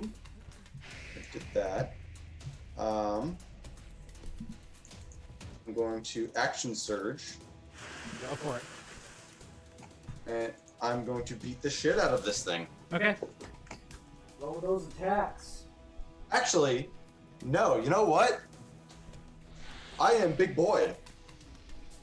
I'm large, right? Yeah. I'm gonna grapple this fucker. Okay. It is a huge creature, so I think you technically can do that because Yep. it is only one size larger than you. So go ahead and roll an attack. It's one of your attacks to grapple. Mm-hmm. It counts as an attack action. I don't think you roll an attack roll. I mean, Wait, so it's what kind of an attack would it be? It would be. Hold on, I'm looking it up. If you want, you make a attack action to make a special. Give me 1 second. Just you roll athletics. Yeah, you roll an athletics check. I think it's contested, Cool. Mm-hmm. but Yes. so contested athletics check. It can also use acrobatics if it needs. It's much stronger. Athletics, that was 15. Damn it. Why am I rolling so fucking low? It rolled a 19. So as you do try to Did you- grab onto it, there's Did you just, do that with me. advantage? you do have advantage because you are Oh. enlarged. It did roll a 19. Oh, no, I didn't. Wow, that was a fucking 2. Fuck me. So as you try Well. to grapple it with your first attack action, you just try to get your arms around it, and it's just moving too much for you to get a good hold on it, and you kind of have to like stop for a second. You still technically have a second attack. Yeah, you can try again. You can try again if you want. I'm gonna try again. Fuck All right, it. at advantage. Swear to God. There we go. That one's a 23. Okay, it only rolled a 17. So this time you kind of take a deep breath, you kind of hold on for a second, and you use your enlarged form to kind of stick your arm underneath it, kind of hold it in place, and then get the other arm around it and hold it where it's at. And it is currently grappled. I'm going to full Nelson this thing, by the way. Just fucking head out in front of me. Yeah. Full Nelson it. Okay, just, so just the full head's on okay. Cool. Yeah, it can't move, but you do have the head basically away from you, which is a good thing. Is that the end of your turn? it. Yeah, as I have this thing grappled, I'm looking back and I say, seems like shit's getting worse, not better. What the fuck are we doing?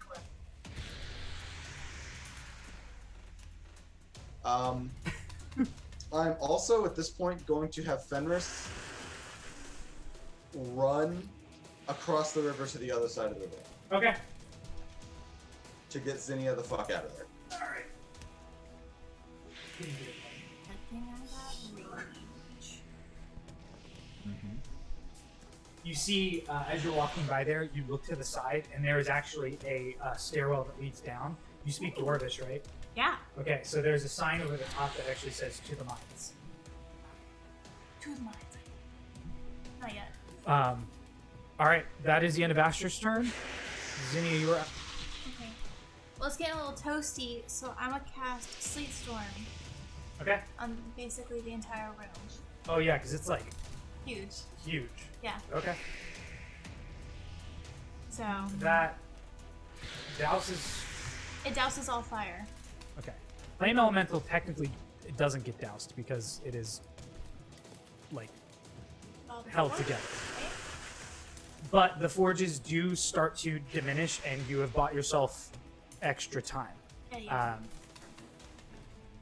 So you've basically doubled the amount of time it's going to take until that happens. I will say that everybody, including the construct, will have to make a dexterity. Yes. I'm already prone. Yeah, you're already prone. Astra would have to too. It's at the when it enters or starts its turn there, so it'll be at the beginning. Okay. I'll say that because you're grappling something, it being grappled kind of nullifies it being able to go prone, but you also would have not, you wouldn't have the ability to go prone either. Because you're holding on to this thing and like holding it into place. We are holding each other up, essentially. Yeah, so you're immune to the prone, but it is also immune to the prone. However, when the turn starts for all of them, then it'll have to do it. So, 20-foot tall cylinder, 40-foot radius. Yeah, so it's basically the entire. Cool. That is the end of your turn. Bonus action? Don't think so. No. Okay. The Fenris took me Yeah, here, Fenris so is I'm taking here you. now. Okay, so at the the thing's grappled, you have it behind the neck and it's trying to turn its head and it can't. So it looks in a direction of something that is in front of it, which in this case would be Fenris and Zinnia. And you feel like this whirring as you're holding it, and it shoots out a bolt of lightning at you guys. So I need both Fenris and Zinnia to make a dexterity saving throw. Because it can't do anything else at the moment. It's recharged. Oh, that's good. That's an 18. Good. 15. Okay. Fenris is probably not going to exist after this.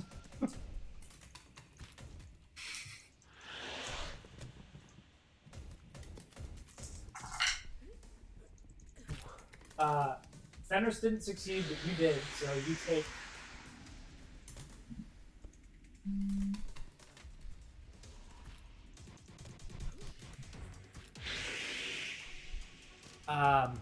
You take 18 points of lightning damage, and Fenris takes also 18. Well, you're not mounted on him, so technically he would take 37. I don't know what the ruling would be. For what? For If your mount, mount is subjected to an effect that allows it to make a dex saving throw, it takes only half damage. is that while you're writing it, or is that just in general? It doesn't specify. Okay. If it doesn't specify, then it's not the specific rule, it's the more general rule. So I'll say that he can...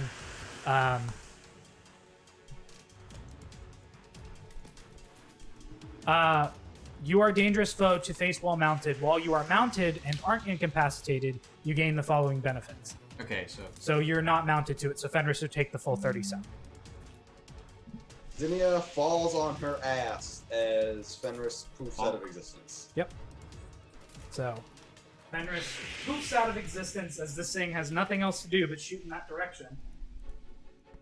And you fall down with kind of a heavy thud. You don't take any damage the whole time. You are stuck to Fenris. You are not allowing him Yeah, to no, this he's not planet. going anywhere. He's with me through this. Hold on. Anyway, that is the end of its turn. Gideon, you're up. Sleet Storm's still going on? Yes. All right.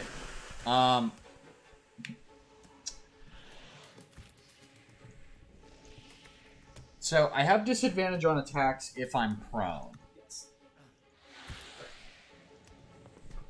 So I will at least stand up for this turn. Okay. And through my magic crossbow, for flavor's sake, I'm going to cast Eldritch Blast. Make a dexterity saving throw, because technically you're starting. Well, you're starting your turn prone. Never mind. Don't worry about it. Yeah. You get up, and you cast Eldritch Blast. So I'm essentially just rolling my crossbow, but it's essentially 3 times instead of 2. It's down and. What do you want your Eldritch Blast to look like? It's just really good crossbow bolts. Okay. The first one absolutely does not hit. There's only 11 total. The second one is a 25 That'll hit. to hit, and the third one is a natural 20. Hell yeah! Let's go. So the first one is going Evil toward the years. non-natural 20 Okay. is going towards the fire elemental. Okay. That is total 20 damage because I have to take off the +1 for damage. Wait, no. It's just the D10, so Yeah. there's no other stuff. How did I do that? Well, it's a D10 plus your, whatever your. Oh no, never mind. It's just a D10. That's a. Because it's a spell. Yeah. You can. But do I not have a? You have a +1. Okay, so it's the attack rolls. Okay, so it's just a D10. Yeah. So that was just a 10. Cool. So 10 to the Um, fire elemental, who's starting to look a little hurt. Just a 10 force damage, and then I'll just roll the D10 itself for the other one. So I'm not Brian, worried about you're actually Gideon's up right now, so fire elemental, but you're up. So next-ish. So go ahead. And then the what's- crit that's against the construct is 18 total. Good hit. So the first one just goes wide and slams into the side. The force damage kind of cracks some of the stonework, but the two that hit full damage seem to do some heavy things to it. This clockwork creature is starting to look pretty hurt. Okay, Rook's gonna do a big old crunch. Alright, crunch a munch on the bunch a bunch. Shit, okay, that'll hit. It's a 17 plus 4 is 21. Oh yeah, that'll hit. And then he has a D8. 2D8. Which one is it? What? I don't know why I never remember his stuff. He doesn't attack too much. It's 1D8 plus 2. Ooh, so that is the minimum damage I could have possibly done. Oof. That is 3 damage. Oof. He is going to Arcane Jolt again. Okay. I have 2 more of these left after this. Okay. So 6 more force damage, 9 total from Rook. Alright. It's looking hurt. It's still up, but I mean it's starting to clank together in pieces. That's it for me. That's it. All right. The end of your turn. It is the fire elemental's turn.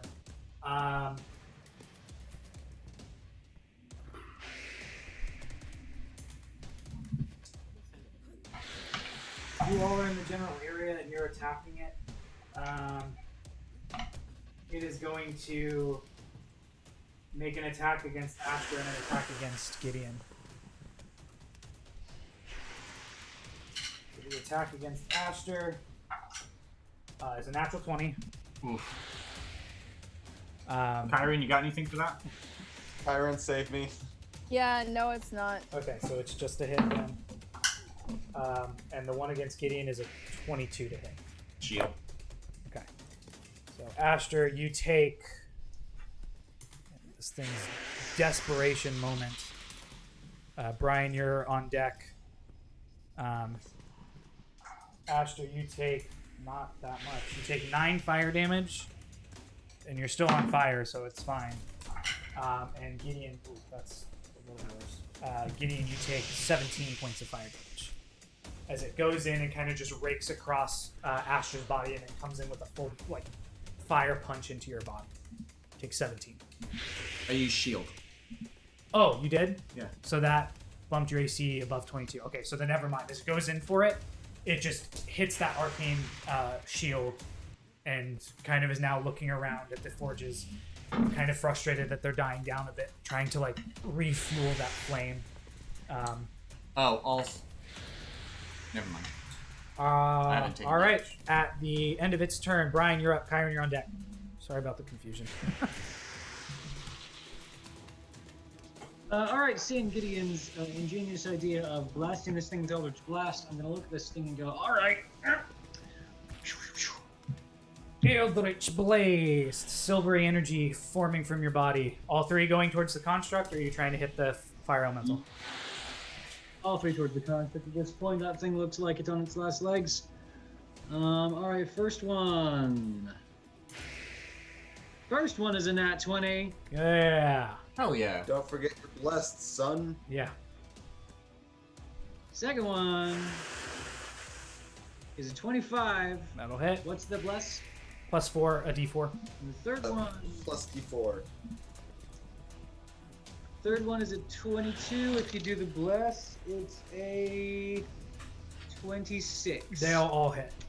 Roll that damage. Crit on the first. All right. Okay, so first one is a crit. Ah, damn. Okay. The crit is it's 8. Oof.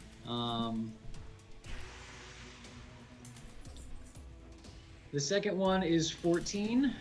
Okay. Third one is 6. All right. How do you want to do this, Brian? Yes. Yeah. All right. I'm going to try to just be really annoyingly accurate about this. Just pew. First one gets right in the eye. Pew. Second one gets the other eye. Pew. Third one right down the throat. Okay. Pew, pew. You watch as it kind of dissipates.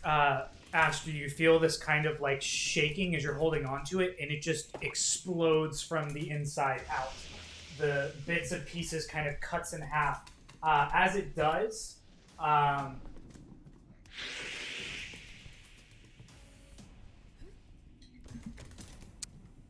including the fire elemental, everyone except Brian and Zinnia takes 16 points of lightning damage as this thing just blasts out. With whatever internal thing that was keeping it together and working, it just explodes. Including the fire elemental does, so.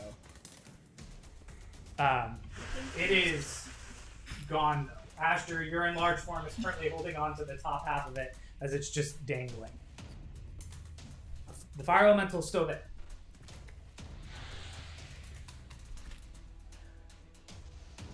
Gideon, can you roll a d20 for me? Oh, it's a real big one. That is a 19. Okay, cool. Good to know. Oh yeah, I'm concentrating on large. Yeah. Aster, if you want to roll a concentration check for me too, you can roll another Yeah, I one. was about to 'cause say that I'm wasn't a concentrating on concentration check. bless. Oh, okay. It was for a different thing. And 21. yeah, you're fine. Oh, that one was about to be a 19 again. But It's above a 10. yes, it's a 13. Cool, you're good. All right, so with that, Brian, you doing anything with your bonus action movement? I'm going to. Fire elemental starting to kind of flicker.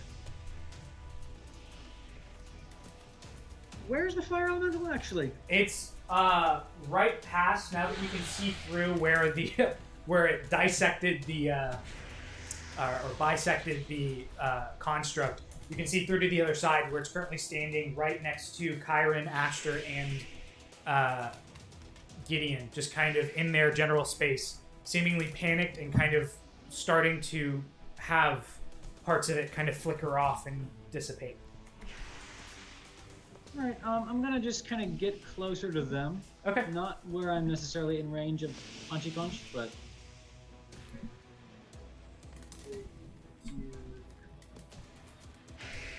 All right. Is that the end of your turn? Yep. Kyron, you are up. Aster, you're on deck. I don't have very many spells left, so this is fun. I'm just gonna guiding bolt it. Okay, go ahead and again, roll your I guess, attack. up the butts. What level? Second level because I don't have second. Okay, go for it. I have one 5th and one 6th level spell left, and I want to save those just in case one of us dies. So, yeah, that's a 17 plus a 9. That'll hit. So Does not have a high I'm AC. gonna assume that hit. Yeah. Cool.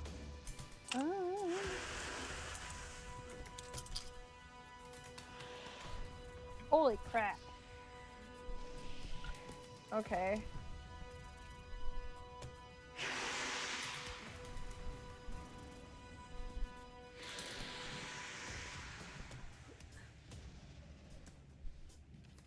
Sorry, I'm bad at math. That's a 24. 24, not bad. Good hit. As it slams into the side of it, you watch as the shadows kind of coalesce to it, and it is now next attack would have advantage on it. Anything with your bonus action and movement, you just staying there. I'm just gonna stay there. Okay. We'll see. Move just slightly away from it because it is ranged, but it doesn't take an attack against you. All right, Aster, you're up. Zinnia, you're on deck. So, as I am now standing there with the top half of this thing still in a full Nelson, about how big is one half of this thing? Is it One- about my... One half of it is about the size of your torso up to your head, so double your size. It's probably a good 8 feet. Cool. Yeah. Cool. As I'm holding this thing now by its neck with the bottom half of it missing, I just sort of shrug, flip it around in my hand, hold it by the neck, and use it as a fucking flail, and do 2 flail attacks with the remains of this thing's body on the All other right, end. go for the attacks. I don't know what kind of weapon you're gonna count this as. It's a But- club. A big club. Still counts as fell-handed. I'll take it. I'll let you know when it hits what damage you'll do with it. That is a 30 for the first hit, Yeah, that'll hit. and a 28 for the second hit. Okay, both of those will hit. Go ahead and roll 2d6 per hit. You can add your normal bonus that you would add to your axe. That's a 15 plus 16, 31 31. bludgeoning damage. All right, how do you want to do this? I'm gonna take it by the neck and just one side swipe across and then one overhead, just fucking squish this thing like a Yeah, bug. you go through, you sweep the legs of this non-legged All- entity. All the while, just like gears and shit are flying out Yeah. of the under half of this Y'all are thing. getting like sprayed with shrapnel from this thing. You're like, ah! But you, one final hit over the top, just slam down onto it. And it is no more. It dissipates. The room slightly starts to cool, and the forges seem to die down without any further issue. And the room grows slightly quiet. We are going to take a very quick break because I have to use the bathroom, but we will be right back. Don't forget, please follow the channel if you haven't already. Subscribing if you have the money. Don't forget to resubscribe from Twitch Prime. And don't forget, we're having a giveaway stream on Thursday. We're going to be giving away a set of dice, a mini that you get to choose, and we will paint and send out to you. And then we're going to do a pre-order of Candlekeep Mysteries for one lucky winner. So be sure to come out for that, and we will be right back.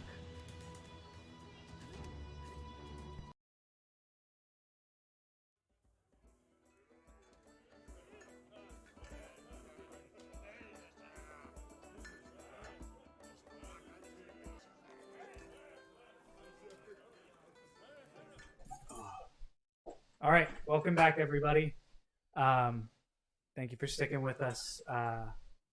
So, getting back into the game, as the heat starts to die down and sits back to that warm temperature that you guys had when you initially walked into what you now see is a large forge. This creature now bisected and lying in different pieces and gears scattered about the room from Ashter flinging this thing around. Fire elemental dissipated and kind of just left to a pile of ash. What do you guys do? I want to continue checking the forges. Right. Go ahead and roll an investigation check for me. Cool. What are the rest of you guys doing? You're currently next to this area that says to the mines. Yeah. What's up?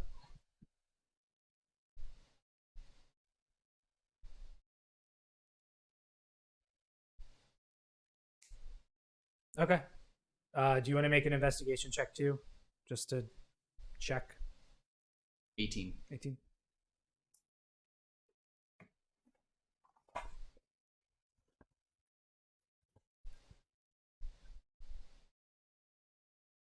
Okay.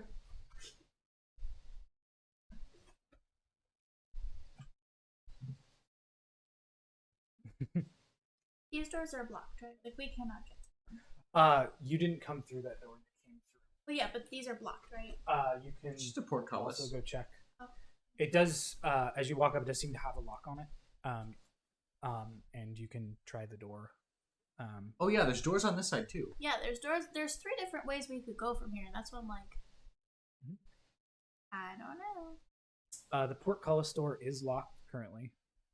As you try it, based off of the direction that you guys were going, it seems that the double doors towards the workstone lead farther into the mountain and probably farther down the halls. This seems to lead back the way that you came towards the entrance. So Brian, you said you rolled an 8. Yeah. Also, is detect magic concentration?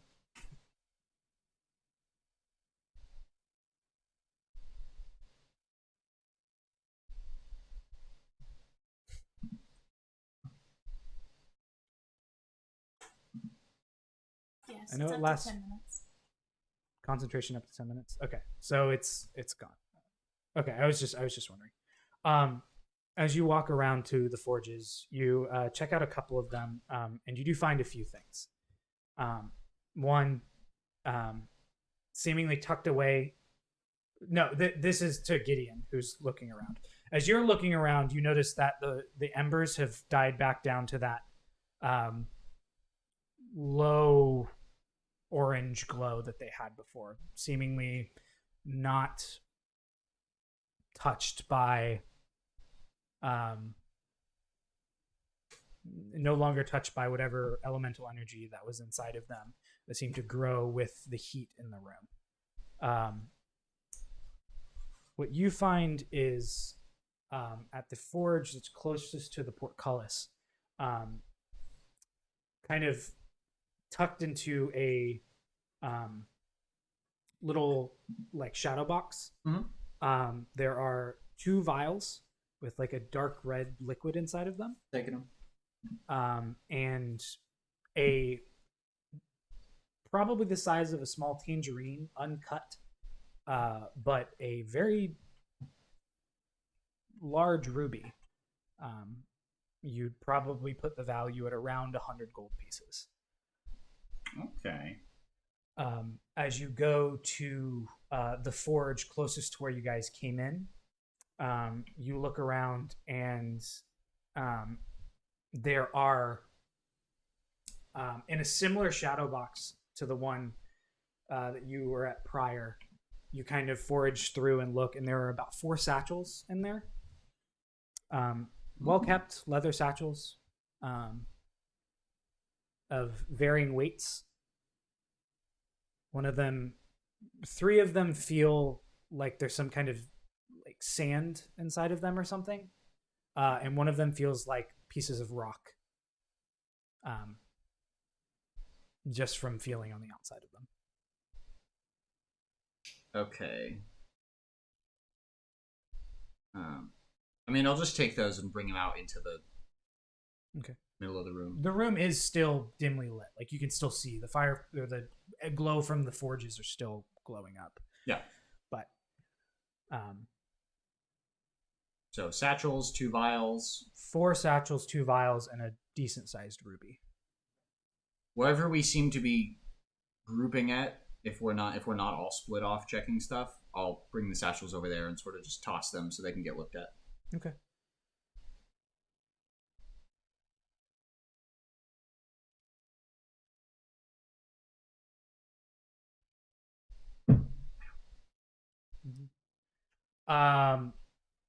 Okay. Make an investigation check. The 3 of you, as you guys are all looking in different areas.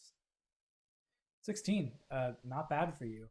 As you look within it, it seems to be flowing from the wall that you guys came through into this area towards where that downward spiral into, or sorry, the downward stairwell into what Zinnia tells you is the mines.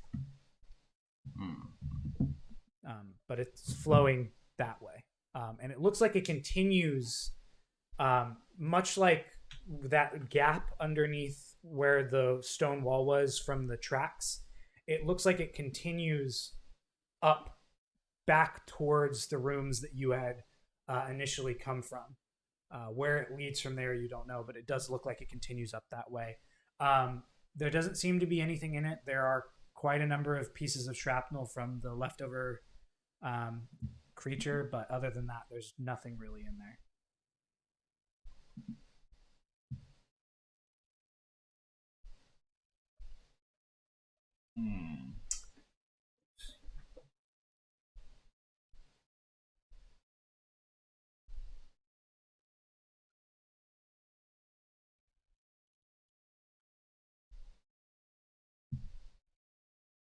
I think we go this way.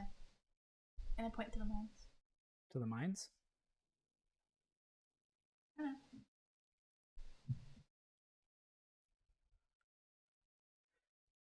As things die down and you start to get just a more back acclimated to the senses, it does. It comes back to you, and you're still getting that warm, like, draft every once in a while.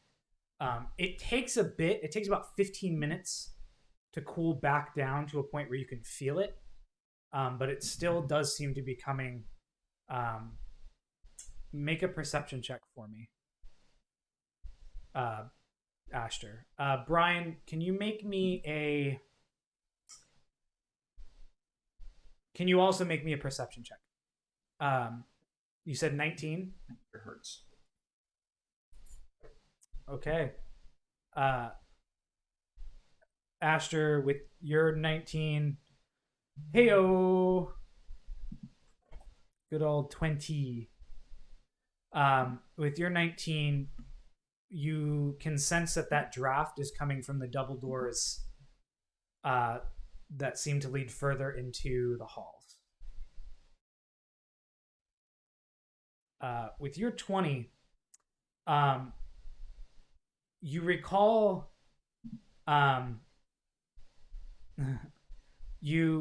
recall something like at the tail end before you got distracted by this creature. There was some ping of magical energy off to the forge in like the corner where Zinnia and Fenris first were. Like in that general direction, there was an actual ping of something. Okay. As you walk over there, make another perception check for me. Because I don't think that you're gonna.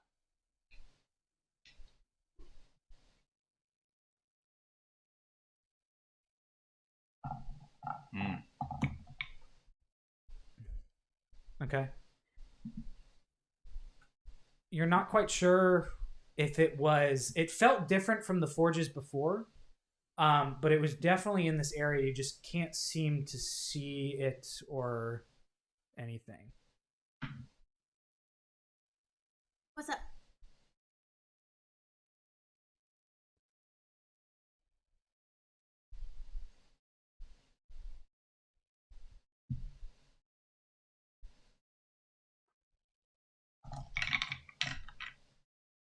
Yeah, and I mean, I can cast or detect magical rolls. So Oh, you want to do that? yeah, I'll go ahead and do Okay. that and start helping look for it. So as you kind of just feel the natural energy around you and you cast detect magic, there is about 6 inches underneath the embers.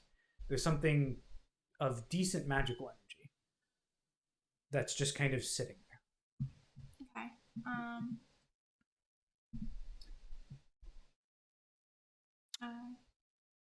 Yeah, but it's in the fire.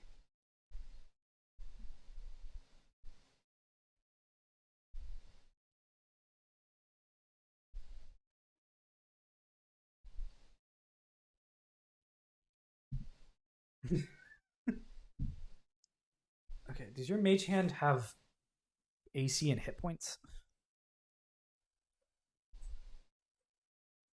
I don't think it does. Yeah, hold on. Yeah, the hand lasts for the duration. A spectral floating hand. Yeah, that's it. Okay. Yeah. As you kind of rummage around in the coals, you your mage hand kind of lands on something, and you kind of having a connection to it can kind of feel it's something warm, but it's not coal or anything like that. And as you kind of lift it out, it's this fairly nice, like, brass lantern with no glass on the sides, but there is currently a flame just kind of flickering in it. And as you kind of pick it up by the handle of it, the flame just kind of sits there. And being both of as passively perceptive as you are, and with it being kind of hot, you see that there are small, like, indents, almost as if in some kind of language on the side, or filigree that makes it look ornate. But with detect magic still up, you do know that this is the source of that magic.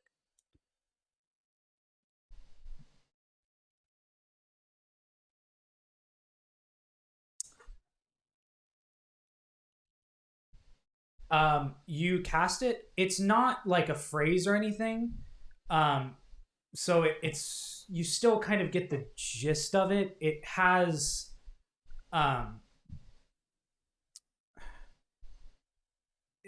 it's like a weird,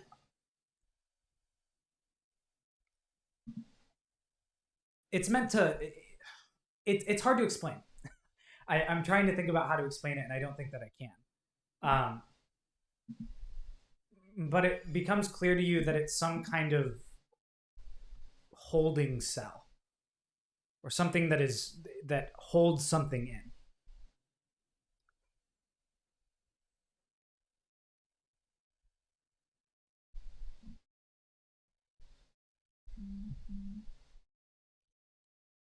Maybe. Do you think this means we can summon our own? That'd be cool. The glow is still going in the forge. But Oh, so probably not. are you Yeah. What?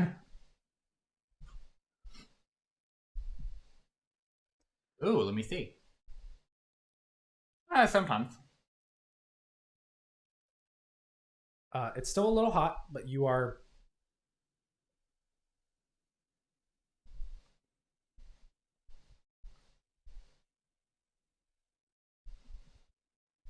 as he throws it, the flame still sits within the area. It's a very nice brass lantern with like a holding point. It is warm to the touch.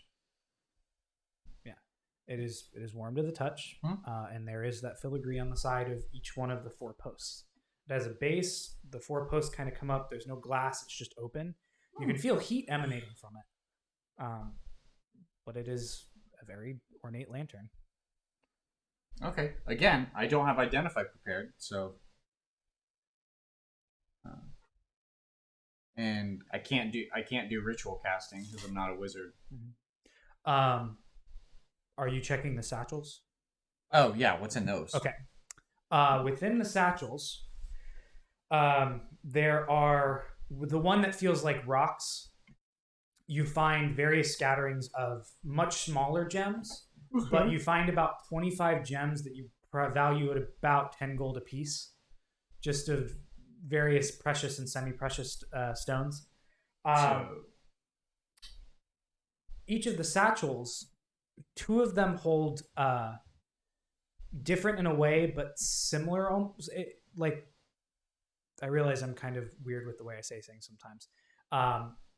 2 of them are a silverish powder, and 1 of them is a gold powder. And as you kind of look over them, the gold powder is 100 gold's worth of gold powder, of gold dust. Okay, God, hold on. You have so many things that I have to write down.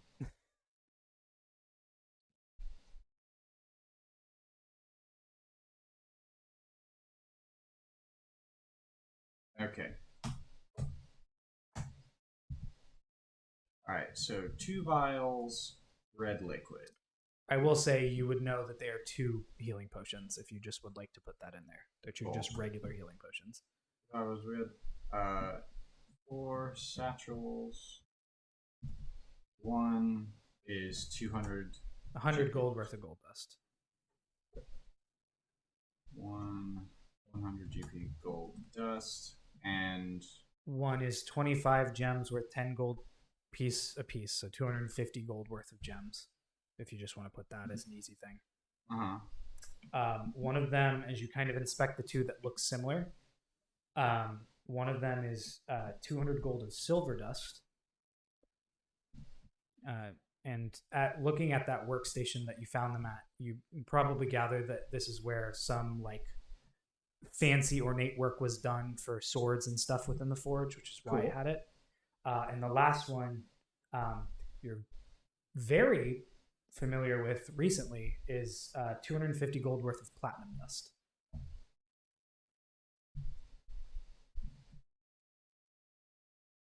Cool. So that is what you find.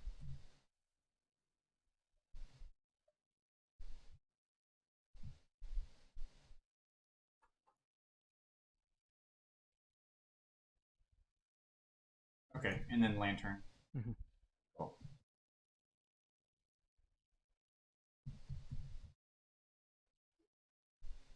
Okay. But that is what you guys find within this as you are looking around. Now that you've had about 20 minutes to sit and breathe, what are you guys going to do?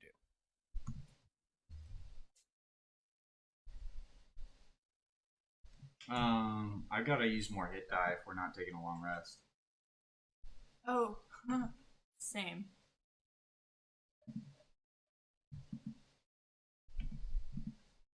Do you think we can? There's a lot of doors in this room that could...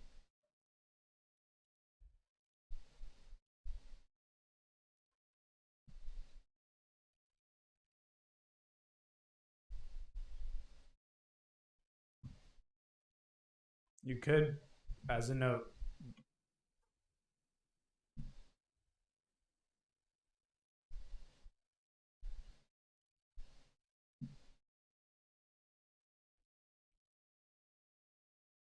it is up to y'all.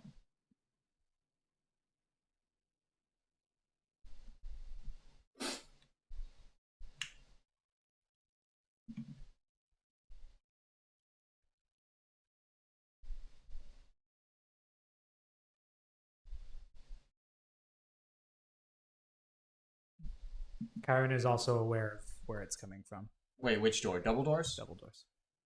I can always just cast Arcane Lock on it if we're not ready to go through it yet. And we already said the portcullis is locked, so that's 2 down, at least, sort of. Some stuff can still come through the portcullis.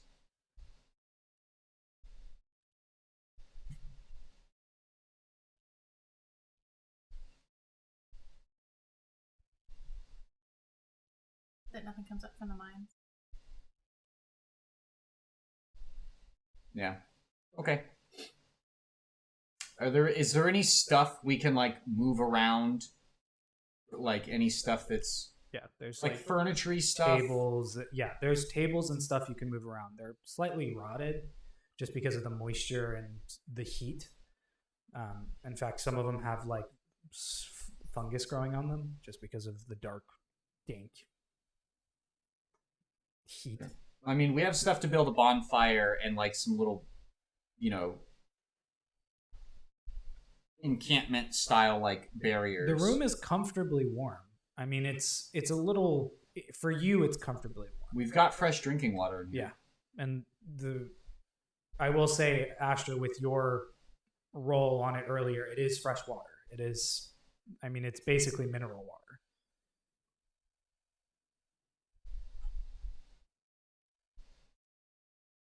Same.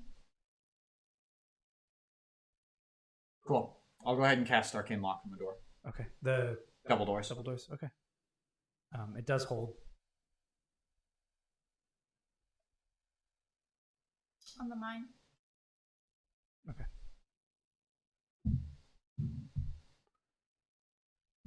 It was distance-wise, you're not quite sure, but time-wise, walking at a stealthy but still decent pace, it was about 10 minutes.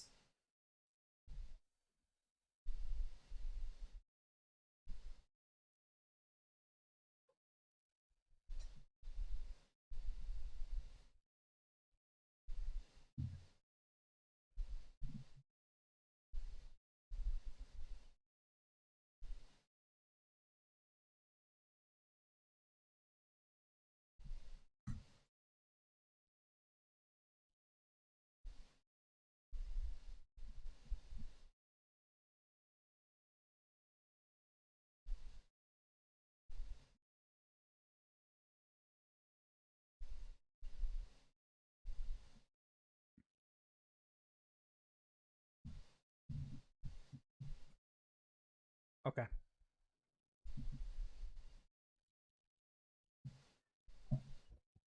Do you put the spider there?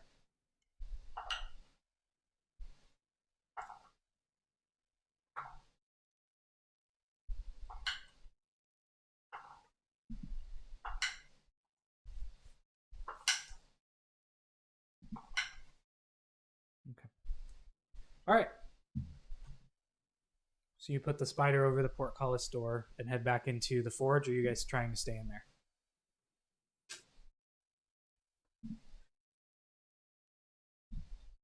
Forge. Okay. Okay. But you guys are going to take a rest. Okay. As you guys lay down,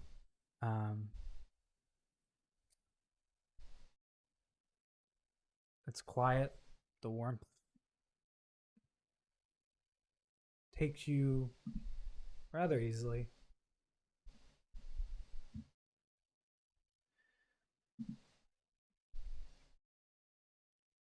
That uneasiness for both Chiron and Astra kind of manifests itself in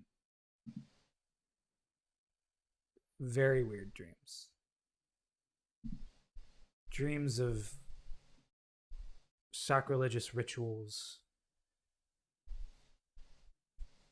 Dreams that aren't dreams but light nightmares.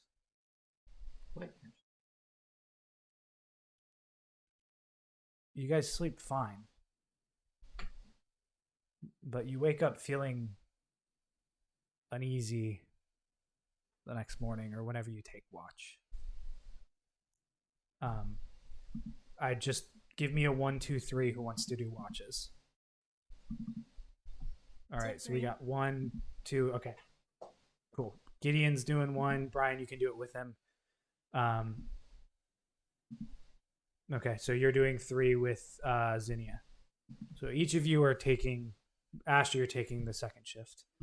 The first shift goes rather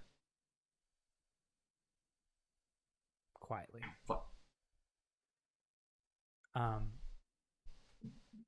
And Asher, almost as if right after the first watch goes to bed, from the side of the portcullis door, you hear just like this.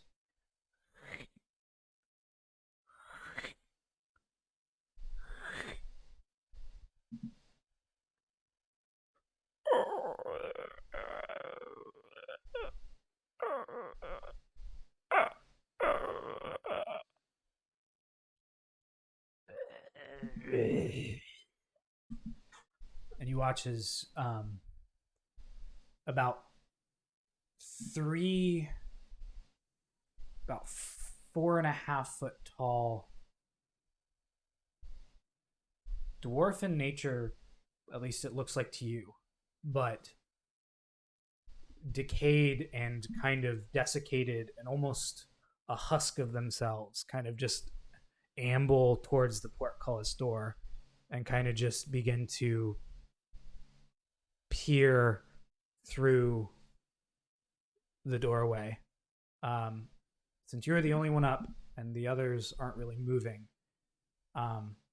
make a stealth check.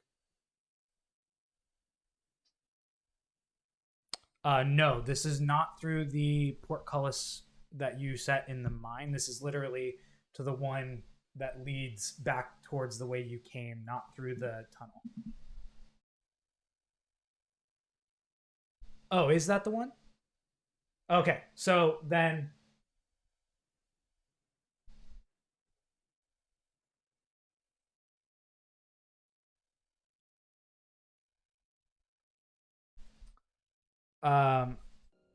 yes.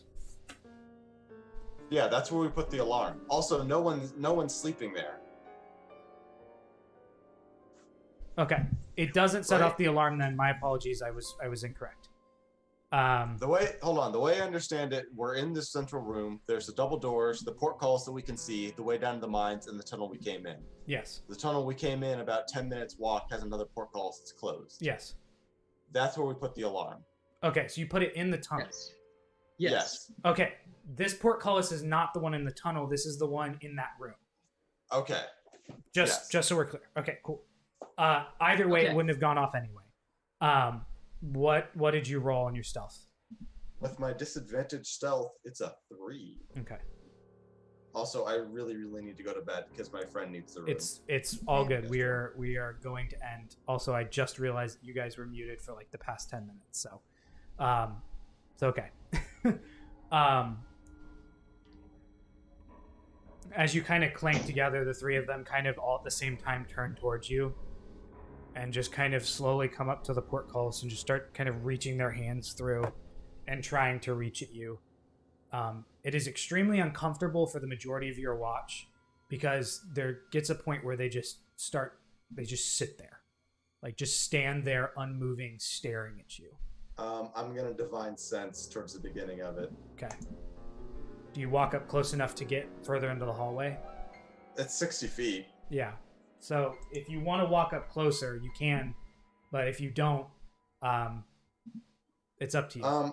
I mean, they already know I'm there, right? Because Yeah. they were looking at me. Yeah. Yeah, I'll walk a little closer towards towards where they are, Okay. and use divine sense. Back into the mine, there are about 15 undead signatures,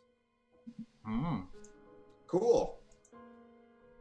but they are all. As you get closer, they start to try and like reach through again, but the portcullis is standing strong and doesn't seem to be affecting it. But they are reaching out towards you, just. Cool. I'm just gonna go back and sit with the rest of the group and keep an eye. Okay. The rest of the watch goes by fine. The third watch goes by fine. You guys do notice these creatures over there, but they are literally just standing there and staring at you, and it is very creepy and unsettling. However, your long rest does go by, and you are able to take it. Thanks for Resident Eviling us. You're welcome. With that, as you guys wake up with these undead creatures behind you and the pathway arcane locked, you guys rested and ready to move deeper into the halls. That is where we will leave off the session and pick up next week. Thank you guys for staying with me and getting through that. Thank you for those of you who paid attention the last 20 minutes or so that they were muted. I will try and give a recap of it at some point. I apologize. I'm still getting used to it. Thank you for joining us tonight. Please follow the channel if you haven't already. Please consider subscribing if you have the money for it. Resubscribe if you have Twitch Prime. Don't forget, on Thursday we are having our giveaway stream, 7:30 to around 9:30 at the latest. Just playing Jackbox, Tabletop Simulator, hanging out and celebrating our 100 followers. We appreciate you all very much. Thank you for sticking with us through the story. We hope that you enjoy. I am going to raid Bran Cutler because they're doing a wrestling D&D session tonight. Oh my god. That's the guy that does the D20 roll. So stick around if you want to watch him. We'd really appreciate it. Follow us on our socials to keep up to date with everything. Have a wonderful night. Yeah, tomorrow's a new day. We'll be there for you when it happens. And thanks for being with us. Have a good night. Good night. Bye.